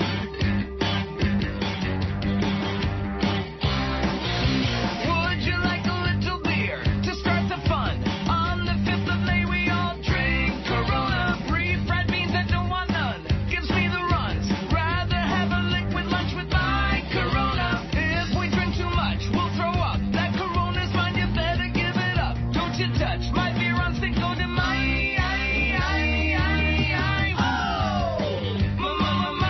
Corona. 12:45 at 560 WQM. Can you hear us? That's the question. Carl says, I was in Hialeah today and couldn't believe how bad the signal was. Once I headed for home in Doral, the signal improved to normal. $1 a holler, says Carl. I think I got a pretty good idea how many watts are running today. The biggest name. That's not it. Oh, operator error. That was bad. You still with me? I'm here. Oh. What I was trying to say, well, I can't get it. Can't get it to work. Oh, my God. Boy, that's bad. Got a problem on this end. Well, forget about it. Carl says the signal sucks. Don in LaBelle says, LaBelle, that's right in our target audience, isn't it? Not? Yeah. The station signal does seem to be much weaker today in LaBelle. If I orient the radio antenna more precisely toward the station antenna, it comes in fine. Normally, I don't have to move the radio antenna to get the station. It's weak. We're running about 5 watts. We reached LaBelle? Yeah. La Belle Amie. Remember that by the whoever did it? Sure. No, you don't. Ma Belle Amie. The fake George Rodriguez says, I thought I was dreaming, Neil. Are you actually taking phone calls again? Yes. Trying with this horseball makeshift. Now, so you haven't seen any engineer since? No, Steph said he would come back after the show. Yeah, and I mentioned him about the signal. I asked him if we're running more than like 10 watts. Okay. Judging from your response, it seems to be going fairly well. Oh, yeah, it's going great. What would you do if the usual misfits begin hijacking your phones again? Well, one of these days, Flea's going to be able to block them. One of these days. Yep. When we finally get this makeshift piece of turd finished. You better watch out for that Flea character. There's something about him I just don't trust. He seems very evasive and shifty. His little comment about your closing struck me as pure snottiness. You did say I could close any time I want. You said that? That's the way it's always been in the past and closings that I've done. Not here. Okay. Not with me. The lawyer said whatever time it was, and that was it. It wasn't like I was making a big deal out of it. It was like a fleeting comment. It was no big deal. It was a shot. Not really. He could have been here today, but he's taking another day off. He's just a slacker. Despite his claim of not being tuned into his Jewish roots, his shifty Jewishness is asserting itself more and more. Watch your back, the fake George Rodriguez says. So that's just a shot at Jews then, in general. I beg your pardon? So was that a shot at me or a shot at Jews? Both. Oh. WQAM, hello. Hey, Neil, how are you? It's Mario, man. How's everything, buddy? And? Hello? Mario? Hey, buddy, how are you? Yeah, bye-bye, Mario. Hey, my friend. Go away. Crazy Mario from Hialeah. WQAM, hello. That was it. That was a medley of the call that we're getting through. 567-0560, pound 560. We haven't had one lady call today, have we? It's almost 1 o'clock. Yeah, just Am I right? Yeah, I think just the email you had from a lady, that was it. We've had a few emails from ladies, but not any calls. Nope. No ladies. How we doing with the ladies? Not very well, I guess. WQAM, hello. WQAM, hello. Neil. Yeah. Why do you have that guy on the radio with you? That guy doesn't even say nothing. He's a bum. You should fire that punk, that piece of crap. QAM, hello. Good afternoon, Neil. Good afternoon, sir. I love your show. I'm glad you're taking calls again. That's pretty much the only way I can get through to you. I work all day out, on the road, and I don't have access to a computer. Yeah. But anyway, Flea is kind of compelling, but George is a little more. But anyway, I love your show, Neil. Keep it up, man. Have a great one. Okay, thanks, Pally. Bye. He said you're a little compelling. Not super compelling, but a little compelling. That's a good start. We'd be a lot more compelling if anybody could hear the damn radio station. That would be helpful. And if the phones would work. Ernie says, I live in Pembroke Pines. Your signal is pretty good here, but your signal does seem to be down a little bit. A little white noise in the signal. Like, just a little noise like that, maybe, is what he's talking about. George Ann, who's a regular emailer and faithful listener, says, yes, Neil, it's true. I've been listening to QM since 8:30 this morning. The signal is crap. How do you like that? Not just weak, not just down a little bit, not bad, but crap. Oh. It literally sounds like you're listening to the show through a conch shell. Your voice with crashing waves in the background. I thought it was my damn car antenna this morning. Hopefully it'll get better by tomorrow. By the way, show on Friday was all right. But, Lee, if you're going to ask for callers, answer the phone, dude. Always listening, Georgianne. How do you like that? She says the signal sounds like... crap. And when you get somebody who's in the business like Phil Latzman, who says the signal is just god-awful and you can't even hear it in downtown Miami, that's not probably a good sign, is it? No. No. Here's an Anglo listener, Carl, streamer for over 10 years. He says Flea has an androgynous voice that's tolerable to all genders and sexes. He's not as good as George on the board, but a nice change of pace. Yeah, work on your board work. What does that mean, not as good as George on the board? How does he know how you are on the board? I don't know. Maybe I'm not quick enough to hit the stuff like that. Yeah. Or... rock solid. I don't know. WQAM, hello. Hello? Hello. Yeah, this is a call for a Flea. You suck, and you're gay. QAM, hello. On Friday morning, the Paul and Ron show is at the Fontainebleau Hotel. We don't care about the Paul and Ron show, okay? They suck. QAM, hello. Hold on. Don't hang up. Listen to this signal. Hold on. Wait. I don't know. WQAM, hello. Hello? Hello? Where are you? You hear that? Where are you? In Miami. In Miami, and that's the signal on your radio? Yes. Look, hold on. QAM, hello. Yeah, I heard enough of it to make me sick to my stomach the first time. Can you believe that? Wow, that sounds really bad. It's like they're describing. It sounds like they're listening to a conch shell. We're stuck inside of a... I think we're conked. I'm feeling kind of conked out myself with all this technical malfeasance and crap. What kind of a signal is that? How the hell do we have anybody listening today? And I'll guarantee you we got a point in that in the new research, guaranteed. Locked in. Am I right? When do we get that, Percy Wednesday? in Miami Lakes says the reports of the bad signal are not exaggerations. I'm right in the middle of the station's range, and it sounds here like you guys are broadcasting from Cuba. I can only imagine what the signal sounds like in Homestead or North Broward. What kind of horse bleep operation is Joe Bell running over there? He's running a horse bleep operation, Percy. A real serious horse bleep operation. Ron in Miami says, I listen to some stations on the web across the country, and some make you fill out a form with your info before you can get to hear the stream. Maybe they'll do it for ratings info. No, supposedly the stream works with this new system to a point. Right. But not, they don't get full credit. Not fully, no. So if everybody's forced to listen on the stream, that cuts us down. Even we're going to owe points, minus point. Yeah. Ron Brewer says, what does it mean the panel is going to be at the quarterdeck? No wonder you have no ratings. The panel of people with the things will be out there. 1,500 of them will show up and try to get them to put us down. Put us down. See, this is obviously somebody who doesn't understand the way these things work. Right. They don't write it down. It's automatic. We give them CDs, DVDs, free drinks, and they all say they'll listen to Big. Gotta get dirty, my brothers. I know it ain't easy, but, yeah. Is that nonsense or what? Yeah, it's crazy. Going to put us down. Greg Budell says, wake up and smell the coffee. Joe's trying to sabotage your show. He doesn't want to pay you to take half the summer off again. Wouldn't be surprised if Flea was in on it. Are you in on it? Oh, yeah. That's what Greg Budell says. Jimmy Dworsky says, with the salsa music in the background, I wouldn't call it white noise. Another ethnic shot. A little bit.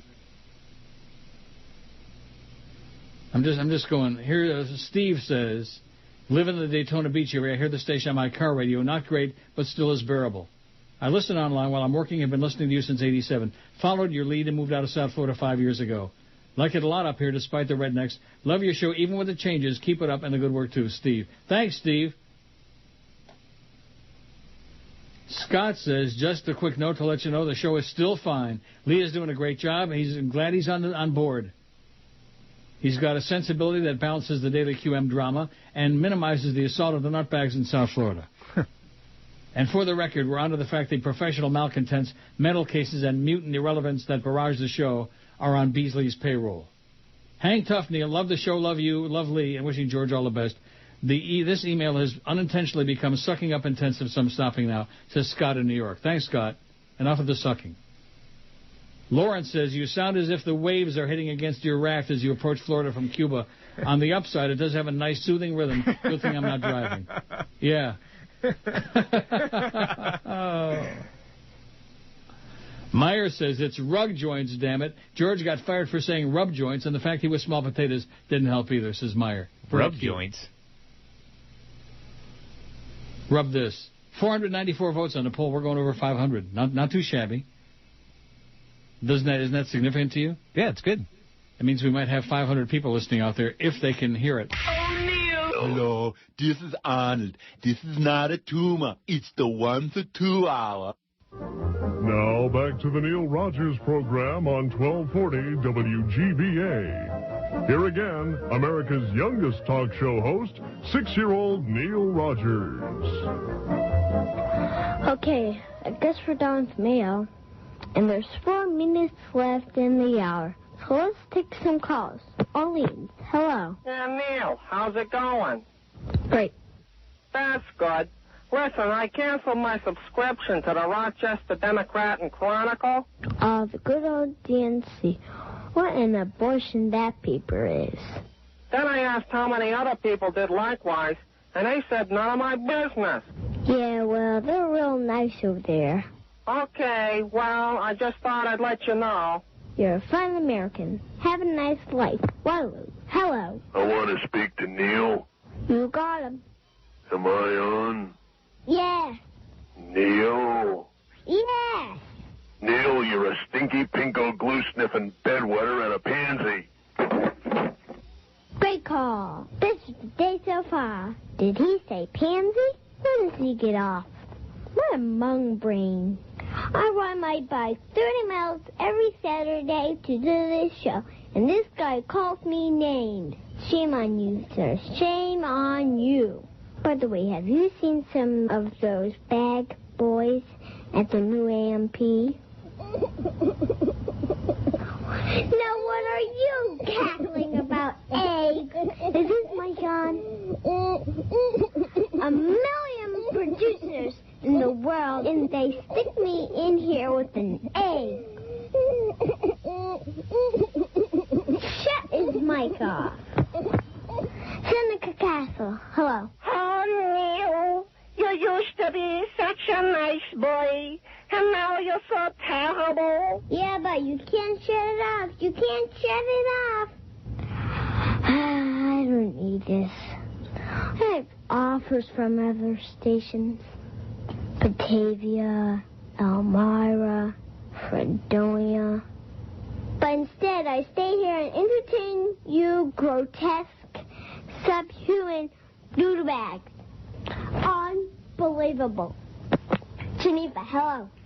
Hello, is this Neil Rogers? What kind of phone are you on, sir? How's that again? Do you have a dial phone or what? No, I had to put it to the operator.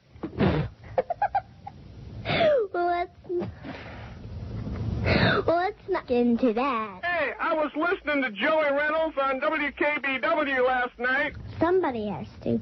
Did you hear what he's been saying about you? No, I don't listen anymore. He's a doddering old man. He claims he's only 40. Yeah, right. And Joey beat Truman, too. Oh, shut up, Egg. You're pathetic. And if you think he's bad now, wait till he hatches. Oh, boy. Okay, when we come back, maybe the egg will come out of his shell. Well, let's hope but not. I hope not. Okay, 103, that's by request, because I sure wouldn't have played that on my own. My anal chapstick says, don't you want to hear what my anal chapstick says? Oh, of course. The Schmitty signal is wireless and online. Besides being crystal clear, I get the added bonus of not having to listen to Gildy's screeching voice on commercials that he does. As a matter of fact, I get no commercials at all. Keep up the good work, engineering. Soon he will have no numbers at all, unless you check the online ratings where he'll be number one, damn it. Yeah, sure. And all you clowns over there at the Cheap Channel building who have nothing productive to do, must be nice to have no work to do and sit around all day sending emails to us. Yeah, I wouldn't know. Yeah, you're sending half of them, I think. April 30th, 2009, big article in the New York Times. Radio giant faces crisis in cash flow. Maybe they're sitting around writing all those things to try to convince themselves they got a future with that company that's on the verge of going bust. It says it's too soon to say who'll be the biggest loser among media companies in this recession, but Clear Channel Communications is vying for the title. Clear Channel, the nation's largest radio operator and an outdoor billboard company, last year became the biggest leverage buyout ever in the media business after it was taken private by Thomas H. Lee Partners and Bain Capital. Now its revenues are plunging, and so is its cash flow, making it harder to meet the payments on the billions of dollars in debt accumulated in the process of buying out its public investors. If it violates some of its loan agreements, those interest payments rise sharply. Scott Sperling, president of Thomas H. Lee Partners, offered reassuring words about the company's future in an interview on CNBC in mid-April. We don't have any expectation of an imminent blow-up, he said, adding the company still had a lot of levers it can pull to continue to generate reasonable cash flow. But days later, Cheap Channel announced that revenue plummeted 23% in the first quarter and cash flow fell by 47%. Oh, my God. Then the company announced it was laying off 590 employees after cutting 1,850 employees in January for an overall staff reduction of 12% since the acquisition. Bishop Cheen, who follows corporate bonds for Wachovia, wrote recently that Clear Channel was on track to become the biggest default among media companies and therefore the biggest workout ever in the industry. When in doubt, work it out. The company's got $16 billion of bank debt, of which it pays variable rates, and $6 billion more of junior debt. Get the money, Junior. The holders of the junior debt and the equity holders would absorb the first loss in the event of a bankruptcy, so the banks have some protection and less incentive to negotiate.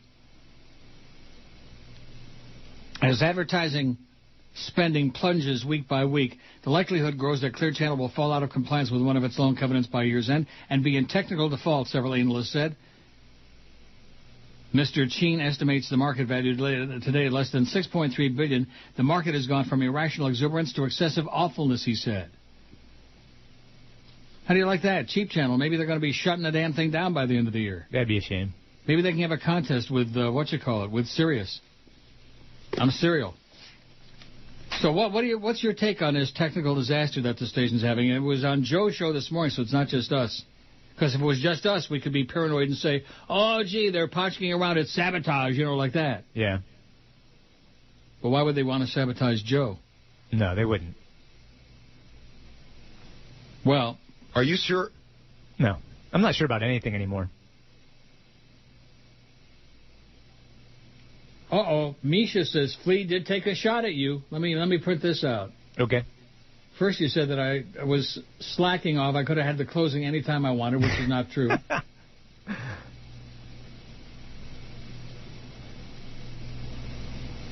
Don't you think? I've been doing this long enough that if I could have closed at 3 in the afternoon, I would have been just fine with me? Or 4 or whenever? Maybe you wanted a day off. I can, yeah. Just what I need was another day off. Especially under the present circumstances. Although I do have next week off. And then after that, allegedly, the summer schedule. Right. Allegedly. Flea and Cordis Monday, Wednesday, and Friday, and yours truly Tuesday and Thursday, from June, whatever the date is, until the week after Labor Day. Misha says Flea did take a shot at you about the closing. He just doesn't have the balls to say it. But he did think you could have worked otherwise. Why would he even bring that up? Your closing time had no significance to him other than whether you could work or not. So I think he is the Joe Bell Jr. Don't fall for it, Neil. Remember, he didn't even tell George till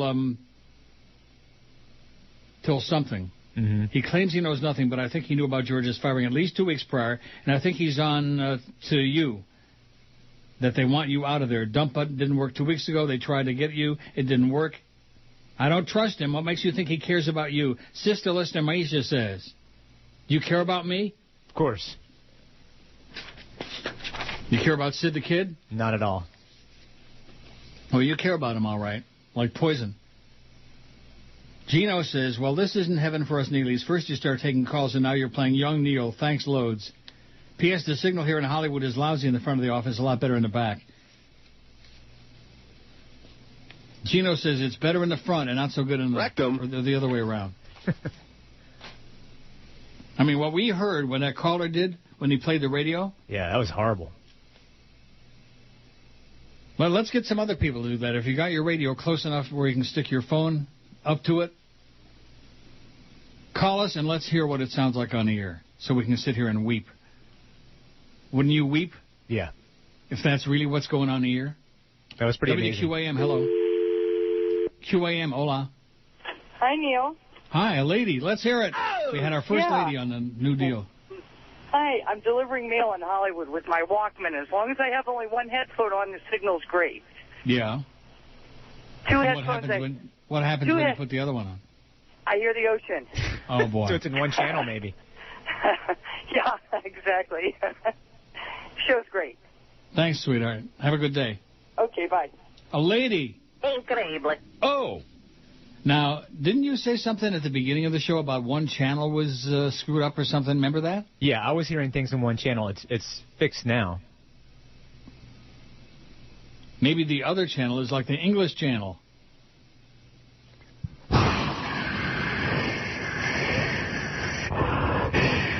Like that. Mm-hmm.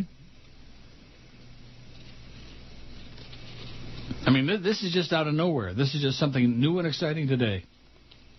I just had a weenie, by the way, not Oscar Mayer. Yeah, how was it? Schneider. It's pretty good. I nuked it for like 55 seconds. And I ate it right out of a paper towel.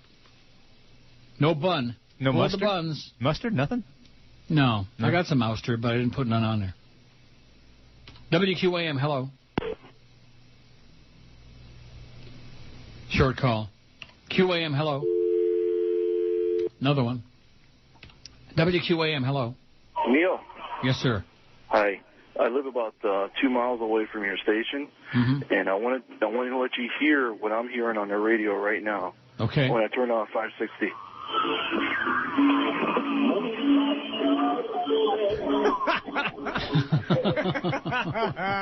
Yeah. Yeah, right. That was excellent. What time's this show on? I would listen to that. WQAM, hello. Hey, Neil. Yes, sir. Big Pats fan here. Just wondering, do you think Tom Brady will ever be the same? hearing all kinds of conflicting reports from up there. I got to cut. Let me ask you this: How do we know until he starts playing? How do we know?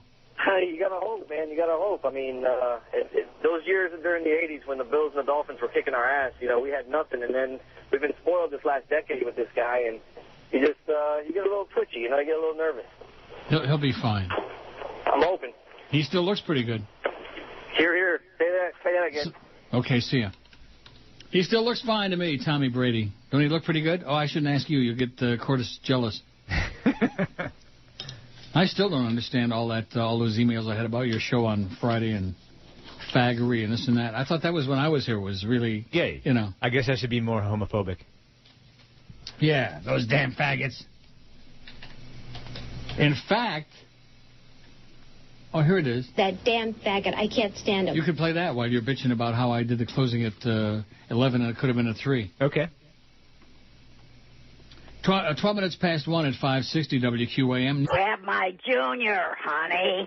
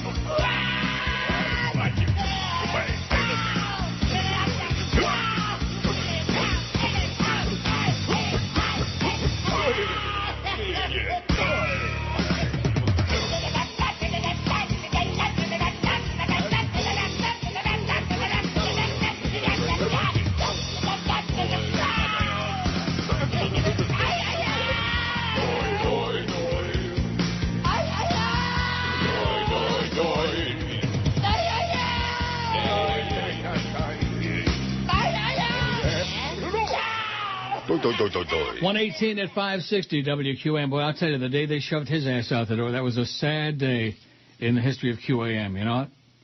Oh, yeah. I don't think we've ever recovered. Steve says, I'm listening on the internet from California. As usual, show is great. Can't believe you're taking calls. I can't either, especially with this technical crap that's going on. Had a dream last night you played Young Neil and Old Neil back to back. You played Young Neil earlier. A shameless request for Old Neil? Maybe tomorrow. Zygazone, says Steve. And back at you, Steve. TR says, I think it's a one-channel job. It sounds like a constant hiss. Yeah, I think I'm getting a little hissed off about it. Good to hear the callers, but I hate that the idiots will find you again. It's not a question of finding us again. They never went away. They're there. They're out there waiting in the lurch. They're lurching it. Bill says, I listen every day off the air on an old stereo receiver. The signal is at its usual level, but the meter is wavering up and down. Well, what does that mean? I don't know. His meter. I think that's what's happening with that new Arbitron research. It's wavering up and down, mostly down. I think the problem is you've given the audience a chance to bitch about something. Same thing about Flea. Everybody just stop bitching, says Bill. Yeah, enough of the bitching. We don't like Flea. The signal sucks. Everything sucks. We hate those movies you like. Bah, bah, bah, bah, bah. Sure miss South Florida. Not. PR Ralph says, I'm at the orifice. I hear it very clear. Some static, but that's from all the electrical crap. And by the way, Hank didn't look so good on Saturday. He had this constipated look on his face. But back to the sound. You sound loud. You do sound and clear. You do sound and clear. Okay, whatever you say, PR Ralph. He's confused. Yeah, the humper looked big on Saturday. I saw him on the Belmont telecast. Mm-hmm. He looked fat. He is. What? Fat. He is. He would agree. He would tell you he's fat. Yeah. But he did not eat dessert when we had that meal at Woodbine. I did. I hated to do it in front of him, but I did. That's the only good part of the buffet there is the meal, is the dessert. 567-0560. We're taking calls again. Our phone system's screwed up. If you're calling, it's busy. It probably isn't.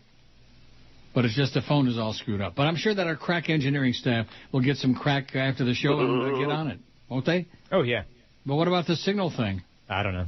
See, I wouldn't believe anybody except for the guy that played the station on the phone. Mm-hmm.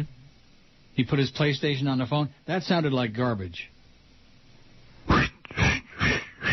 I mean, what is that? Underwater radio, man. I've heard of underground radio, but never underwater radio. Sucked. QAM, hello. Engineering staff. WQAM, hello. Yo, Neil, how you doing? Yeah. Okay. And this call is in regards to that guy Flea. He's a piece of crap. You should get him off the air. He's boring. He doesn't say anything. QAM, hello. Yeah, hey, Neil. Yes, sir. I'm in and out of the car all day, so I get to listen to you sparingly. And I wasn't going to rip on Flea. I think Flea does a really good job, and I heard some really good shows, George and Flea together. But I've missed out on exactly all the details, and I'd hate to rehash it, but I have no idea. Just George disappeared, so I was curious as to, I thought he was the guy, the heir apparent from, I have to say when I first started hearing George years back, even when you're on Whammy, it took some getting used to because, for many reasons, but I grew to really like him. I thought the guy could definitely take over down the road when you decided to move on and whenever that is. But I'm surprised that he's gone, and I figured you probably had his back, so I can't imagine that they should be able to get rid of the guy. Well, he did. With you there, they were able to get by you and let him go? Yep, they do whatever they want, okay? They don't honor contracts. This company is just, they do whatever the hell they want. Is there any reason? I mean, the guy was doing a decent job. I mean, it's hard to fill in for you, I would think, for anybody, but... Listen, if you've been listening for any part of the last several months, they've blown everybody out of this place, okay? Allegedly for cost-cutting, like all the other corporate idiots are doing. Everybody's getting canned. Wow. So, in other words, Flea works cheaper. I mean, that's kind of sad for them to... Flea is doing this show for free. Wow. You can't get much cheaper than for free. Yeah. Well, one last thing, and to change subjects, I guess, so now I kind of know, but sad news. I mean, I really like George. I hope things are well with him. And but, you're the only bastion of liberal talk these days. Just got rid of the only liberal station there is. If you don't want to listen to Rush Limbaugh or idiots like him, you're like the only person that's kind of contrary to that usual crap. So, hope whatever that means, but do with it what you will. Okay, thanks a lot, Pally. Thanks. Have a great day. Do with it what you will. In other words, stick it in your... Rectum. I don't know what he meant by that. Do with it what you will. Look at this. Neil, please don't give the sick individuals that hate cats the satisfaction. I'm an animal lover. If I catch that person, they'll know what toothpicks in their eyes feel like. While I castrate them as they watch. Wow. By the way, your signal here is fine on 79th Street. Long-time listener since Zeta, Kevin in North Bay Village. Thanks, Kevin. We're coming in just fine over there on 79th Street Causeway. I wonder if Sonny I guess they closed the market down, huh? Sonny's Market? I think so. The Benihana's is still there, though. Benny Hee-Hee's is still there? Mm-hmm. Here's another one. Hello, Neil and Flea. The signal sounds good. The only thing in the background that I can hear is a little static due to the weather. Love the show and have a great day, says Jay in Cooper City. Well, everybody go to Cooper City. Or go over to see Paul and old Ron with your meters. Why do they keep talking such crap, okay? Oh, we'll give them a bunch of free stuff and they'll put us down. Right. Well, what does that mean, they'll put us down? That means they don't know what they're talking about. Exactly. There's no more diaries, you idiots. Oh, I got some bad news from Bert. Oh, this is bad. Uh-oh. A native Miami Beachian says the last Lum's restaurant will be closing in 2 weeks in Davie. I know exactly the one they're talking about, on Davie Road Extension. Yep. And for us old-timers, it's the passing of a local legend. Beer-boiled hot dogs, of course, but this one also serves Ollie burgers using the original recipe. You can even buy the dry mix in the restaurant. I was there today having an Ollie burger, and they said they expect to close in about 2 weeks. The good news is they'll be doing a major remodeling, should reopen in 3 to 4 months, although not with the Lum's name. But they'll be offering Ollie burgers still. No word, however, on if they'll still have the beer-boiled hot dogs. Well, good luck to the people at Lum's. Isn't that sad? Yeah, I used to go to Lum's a lot. That ties into the stuff we were talking about last week. Yep, when I was a kid. It wasn't very compelling, though, I guess. No. Because then now we're bringing in the consultant, and we got to do Ding Dong School when Clarence comes back. I can't wait for Ding Dong School myself. I'm sure you feel the same. Oh, yeah. Clarence is going to he's going to give us ammunition. We're going to learn how this new technology works and how to defeat it and of course, if anybody could hear the damn signal, that would help too, I guess. Well. I know, I'm nitpicking. I'm starting trouble again. Baby, you melt my jockey shorts. If anybody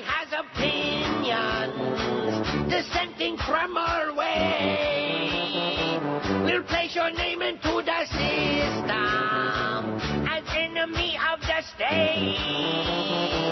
Don't even bother to question, just follow and obey. Everybody's turning fascist, fascist USA. In the act of patriotism, we're watching all of you. Everyone's under suspicion, so that's what you do. They've got information on all you mindless fools in Bush Fatherland Nation, fascist USA. You gotta hate those Jews and Clinton liberals too. Believe everything we tell you on the state-run news. Blood war for corporate. Fill up your Escalade. A Reuben Cheney Bush menu. Fascist USA. We don't mind to see our jobs go. A bad economy's good. We're fascinated by J-Lo. Don't read no stupid books. All now are embracing the Pax American way. Everybody's turning fascist. Fascist USA. All right. 132 at 560 WQM. We got the big coming up at 2. Robert says, and this might be informational. Okay. As a former station engineer, let me give you a few points about your station's signal. WQAM signal is transmitted along with 2 guard bands, one at 550 and the other at 570, which are transmitted simultaneously along with the main carrier at 560. These guard bands contain white noise. This phenomenon was discovered during the Second World War for communications between troops in the field. It was hoped that anyone not zeroed in on the main frequency wouldn't hear the short messages between the troops.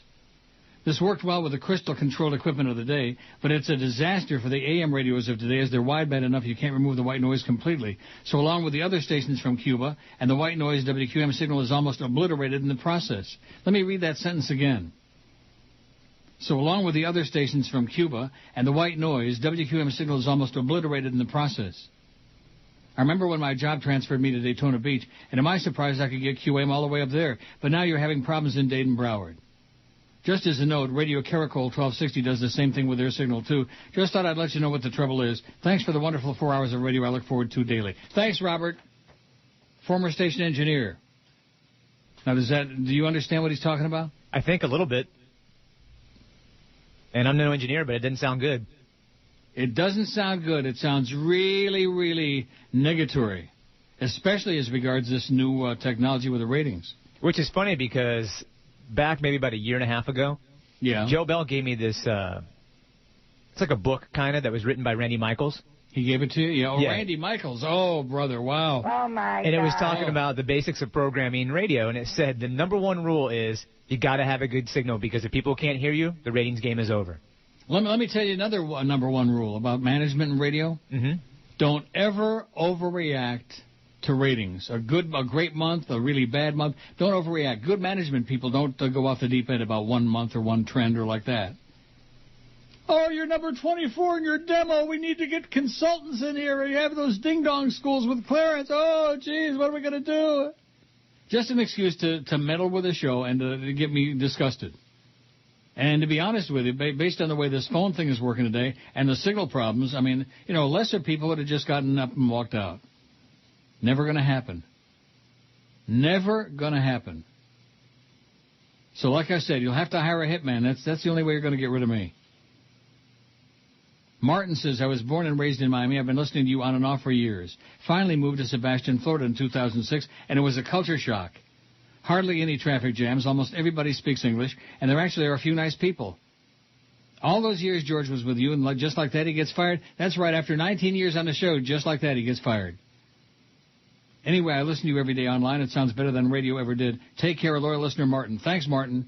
He's in Sebastian. Remember Joel Sebastian from WXYZ? I'm sure you don't. No. Way before your time, and from Detroit, which you never lived in Detroit. Count your blessings. He was one of my favorite DJs, Joel Sebastian. 1270 WXYZ. You know who worked at WXYZ? The unctuous Joey Reynolds. Really? Yeah. I love the call letters. Huh? I love the call letters. Well, they changed them. They went talk and they became WXYT. Not as good. I mean, why would you? It would be like taking WABC and making it a WABD. I mean, what would be the point? WXYT, my ass. WXYZ were great call letters. Yeah. And at that time, you had CKLW and Keener 13 in Detroit. You had 3 great rock stations. But that's in the past. You can't live in the past. But you'll see, when you get to be an old fart, you'll also be reminiscing back about, well, you know, this and that. You'll see. I do already. I reminisce back to the days when radio was good and fun. Yeah. When was that? Maybe 20 years ago. Long in the past. Sure as hell not in the recent past. Not in this joint. No. If there's anybody who knows how to make it miserable and not fun, these are the people who know how to do that. You're a good buddy. 529 votes on the poll. Of all the movies Neil loves, which one do you hate the most? Hate, like poison. Dow's down 103, by the way. Negative Monday. Talented Mr. Ripley, 63. Definitely 2 for most of our macho audience. Magnolia, 56. I don't understand that. And Clockwork Orange, 56. That I could understand for the violence, but Magnolia? What's not to like? Good movie. I hate them all, 40. Glengarry Glen Ross, 36. I haven't seen any of these movies, 34. Oh. 6.5% of the audience haven't seen any of the movies on this list. Wow. Christine, 31. Fatso, 31. The Exorcist, 29. Requiem for a Dream, 29. Dracula, 28. Deliverance, 26. Godfather, 17. That's an Insomnia. Network, 16. Covenant, 15. Imaginary Heroes, 13. The Hospital, 6. And Godfather Part 2 is all the way up to 3 vote. 17 people say they hated The Godfather like poison. WQAM, hello. Neil. Yeah. What's up, buddy? This is Monk. It's who? Monk. Monk, yeah. How you doing, Monk? All right. Hey, I just wanted to call to let you know that guy Flea's a piece of crap and he sucks. He doesn't like... Okay. Thanks, Monk. I remember your restaurant, though, the Monk's Inn. Don't start again with those old restaurants. You know, your buddy Jolly Joe hates that, I guess. Really? He hates everything I do because, you know, I need the help. We need a consultant here. Let's get Walt Sabo on the phone. Oh! Yeah. He could screw it up. See, one thing about consultants, you know who they are? Radio consultants? What's that? They're people who can't do it. They can't manage. They can't go on the air and do a DJ. They can't do talk shows. They can't even run a board. So people who can't do radio, they become radio consultants and tell everybody else how to do it. Like Walt Sabo. Maybe he can bring Karen Kay to the station. And you can catch him in a... catch the two of them in a lip lock. The first day she went on the air on... and, of course, he got her hired there at IOD with Paxson. She goes on the air that night, and she brags about the fact that she's banging Walter Sabo, who's the station's consultant. She says, oh, I don't see anything wrong with that, banging the boss, like that. Wow. And everybody was, like, just in shock. Like, how can you go on the air and admit that you got the job because you're screwing the, you know... I had one in my mouth once. I'm sure of that. At least Karen Kay. She didn't last too long. I wonder why. But Walt Sabo, what his favorite trick is to take you to lunch. You're the talent. He'll take you to lunch, and he'll pretend he's on your side. Oh, yeah, that Paxson, he doesn't know anything about radio, blah, blah, blah, blah, blah. And then he'll probe to get squeeze you for every piece of information and every comment that you got. And then he'll go back to the management people and tell them everything you said, because he's working for them. And then get reimbursed for the lunch. I'm sure of that. Consultants don't buy lunch. Oh, Neil. Holy cow, Aaron's coming. Come one, come all. Absolutely. They sold this radio station. All right. Now the future is in doubt. We've been talking about Paxson ever since Cox pulled out. Now we'll work for Paxson. The man's a millionaire. Gonna work for Paxson. He's like Wayne with more hair. You might think that it's a bummer when Are you sure? Say goodbye to Aaron Summers. Say hi to Ron and Ron. They're gonna work for Texas. And that's a matter of fact. They're gonna work for Texas. But Neil ain't changing his act. Paxton's a born-again Christian. Oi! Righteous as he can be. He wants to change the station's letters. WGOD now will work for Paxton. Oh, God. He's the brand new boss. Paxton. We're gonna work for Paxton. Paxton make the sign of the cross.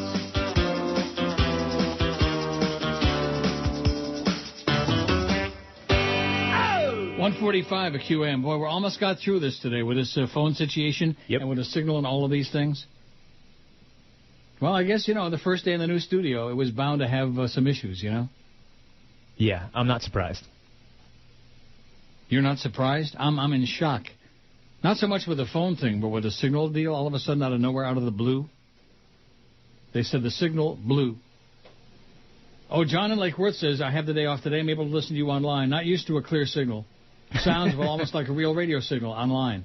Anyways, I did notice one thing about your signal up here in Palm Beach County. It really depends on the car radio you're listening to. My work vehicle is a 2007 Chevy Malibu. It has a great FM stereo system. The AM is horrendous. My personal vehicle, a 2008 Chevy Silverado pickup, gets your station fine. This has a lot to do with your signal. Enjoying your show as always, John in Lake Worth. Thanks, John. Do you understand what he said about the signal? No. I don't either. Flea's going to be just fine, says Boomer, over the summer on his own. Isn't Boomer somebody you know? He's a friend of George. Oh, boy. Well, not much of a friend. He's a real broadcaster with some big shoes to fill, but the ability to project a fine show. I'm sure he'll also run a tight board. Are you going to run a light board? I'll try. We'll miss George this summer and hope that he's back on the air somewhere sometime soon. The signal is spotty, and most anything and everything that you can imagine being wrong with it is. The signal's been bad for quite some time, from Adele's interference to QM's incompetence and lack of caring about doing regular maintenance. Apparently, engineering at QM prefers to sleep Sunday through Monday overnights when this should be accomplished. I can remember when 560 sounded like a real powerhouse back in the store's broadcasting days. They were grave robbers, too. But at least they had a decent signal, knew how to sell it, and knew something about the rating system. Speaking of yesteryear, Bill Cullen was one of my favorite game show hosts, and certainly one of the most competent. How do you like that? You didn't even know Bill Cullen. There you go. Too bad he passed a few years ago. He walked with a limp because of injuries he sustained during World War II. I don't think so. I'm going to Google it. Do you remember when he hosted the NBC game show called I Guess? No. Jack Clark was the booth announcer. Another classy and decent guy, and a lot like the late Ken Malden. Bill Cullen was articulate. It goes on and on about Bill. I'm going to have to Google it. Maybe Clear Channel could eat itself and help us all out. I'd like to see them lose all their signals, finances, and properties. Then I'd like to see President Obama move to have the Telecom Act of 96 reversed and have all those extra signals without original local programming on them go dark. Good luck with your phones, your new studios, and summer vacations. Best of luck to Flea. He's a good guy, one of the few in the business. By the way, I worked for Bob Bell back in on K102. He was also a major ass clown. Any chance he might be related to your Joe Bell? I doubt it. Even though your phones seem open and I've been told I'm articulate, I still can't get through and don't have time to wait. Yeah, it looks like they're open. In fact, a couple times it looked like they were all dead, remember? Yeah. And that's because people are dialing and getting a busy signal because the whole deal is all screwed up. But don't complain now. We don't want to hear no complaints, right? That's right.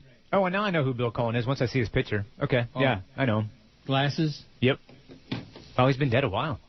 Very likable guy. He just, to be a game show host, you have to have a certain personality, You got to have charisma.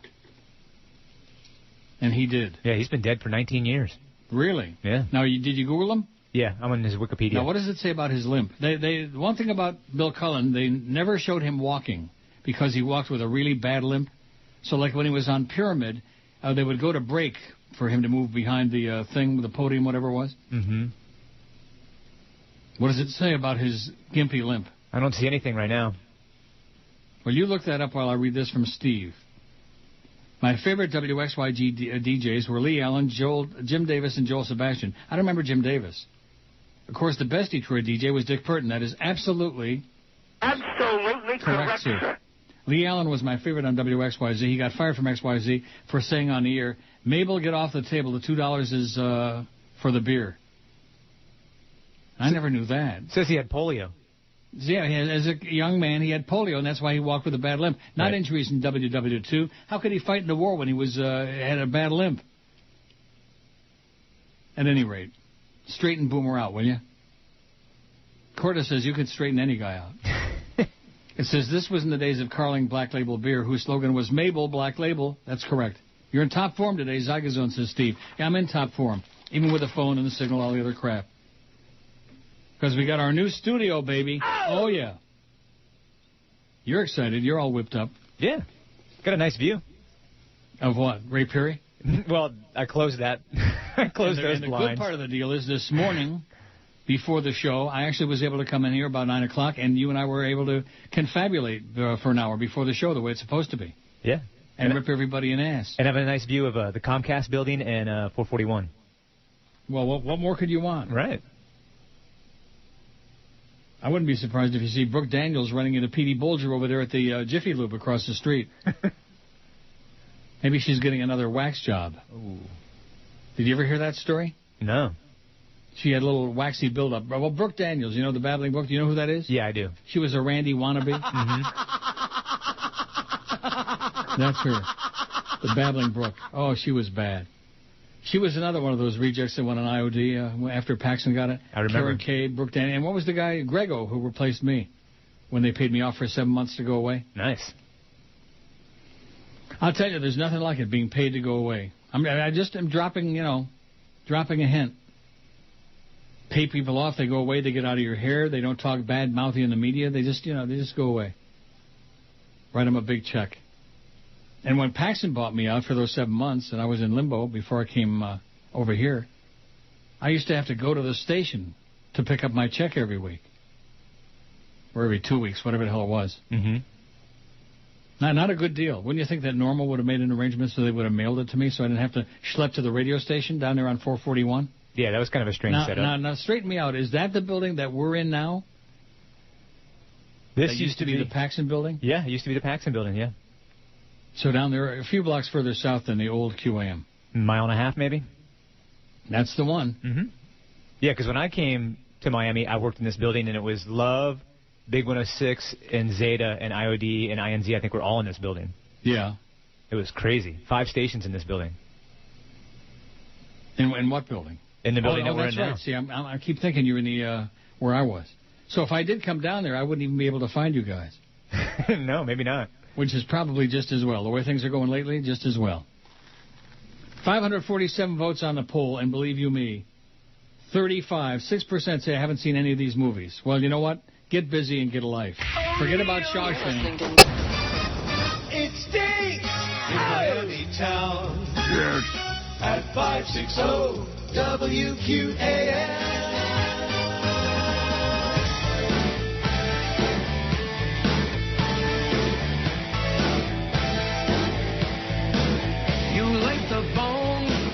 But there's no smoke. It's time for your first stroke. You're upset. No wake and bake. No buds exist. Not even shake.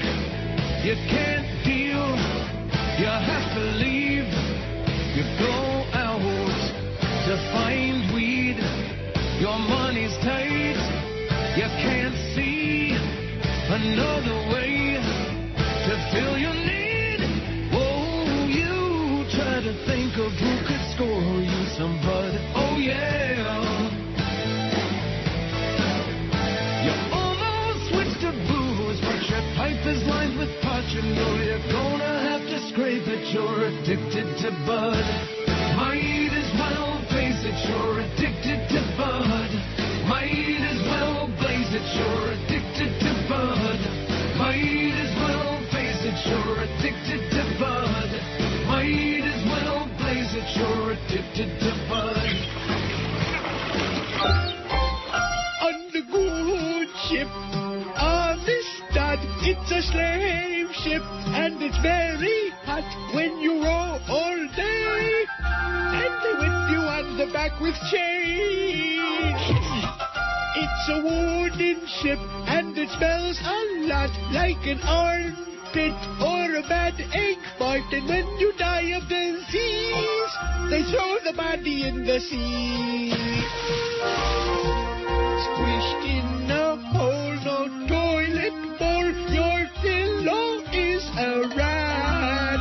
And if you complain, oh no, white devil beat you with the rusty chain. On a slave ship, they don't serve no food. When you get seasick, they feed it back to you. Life is very hard on the good ship on the star.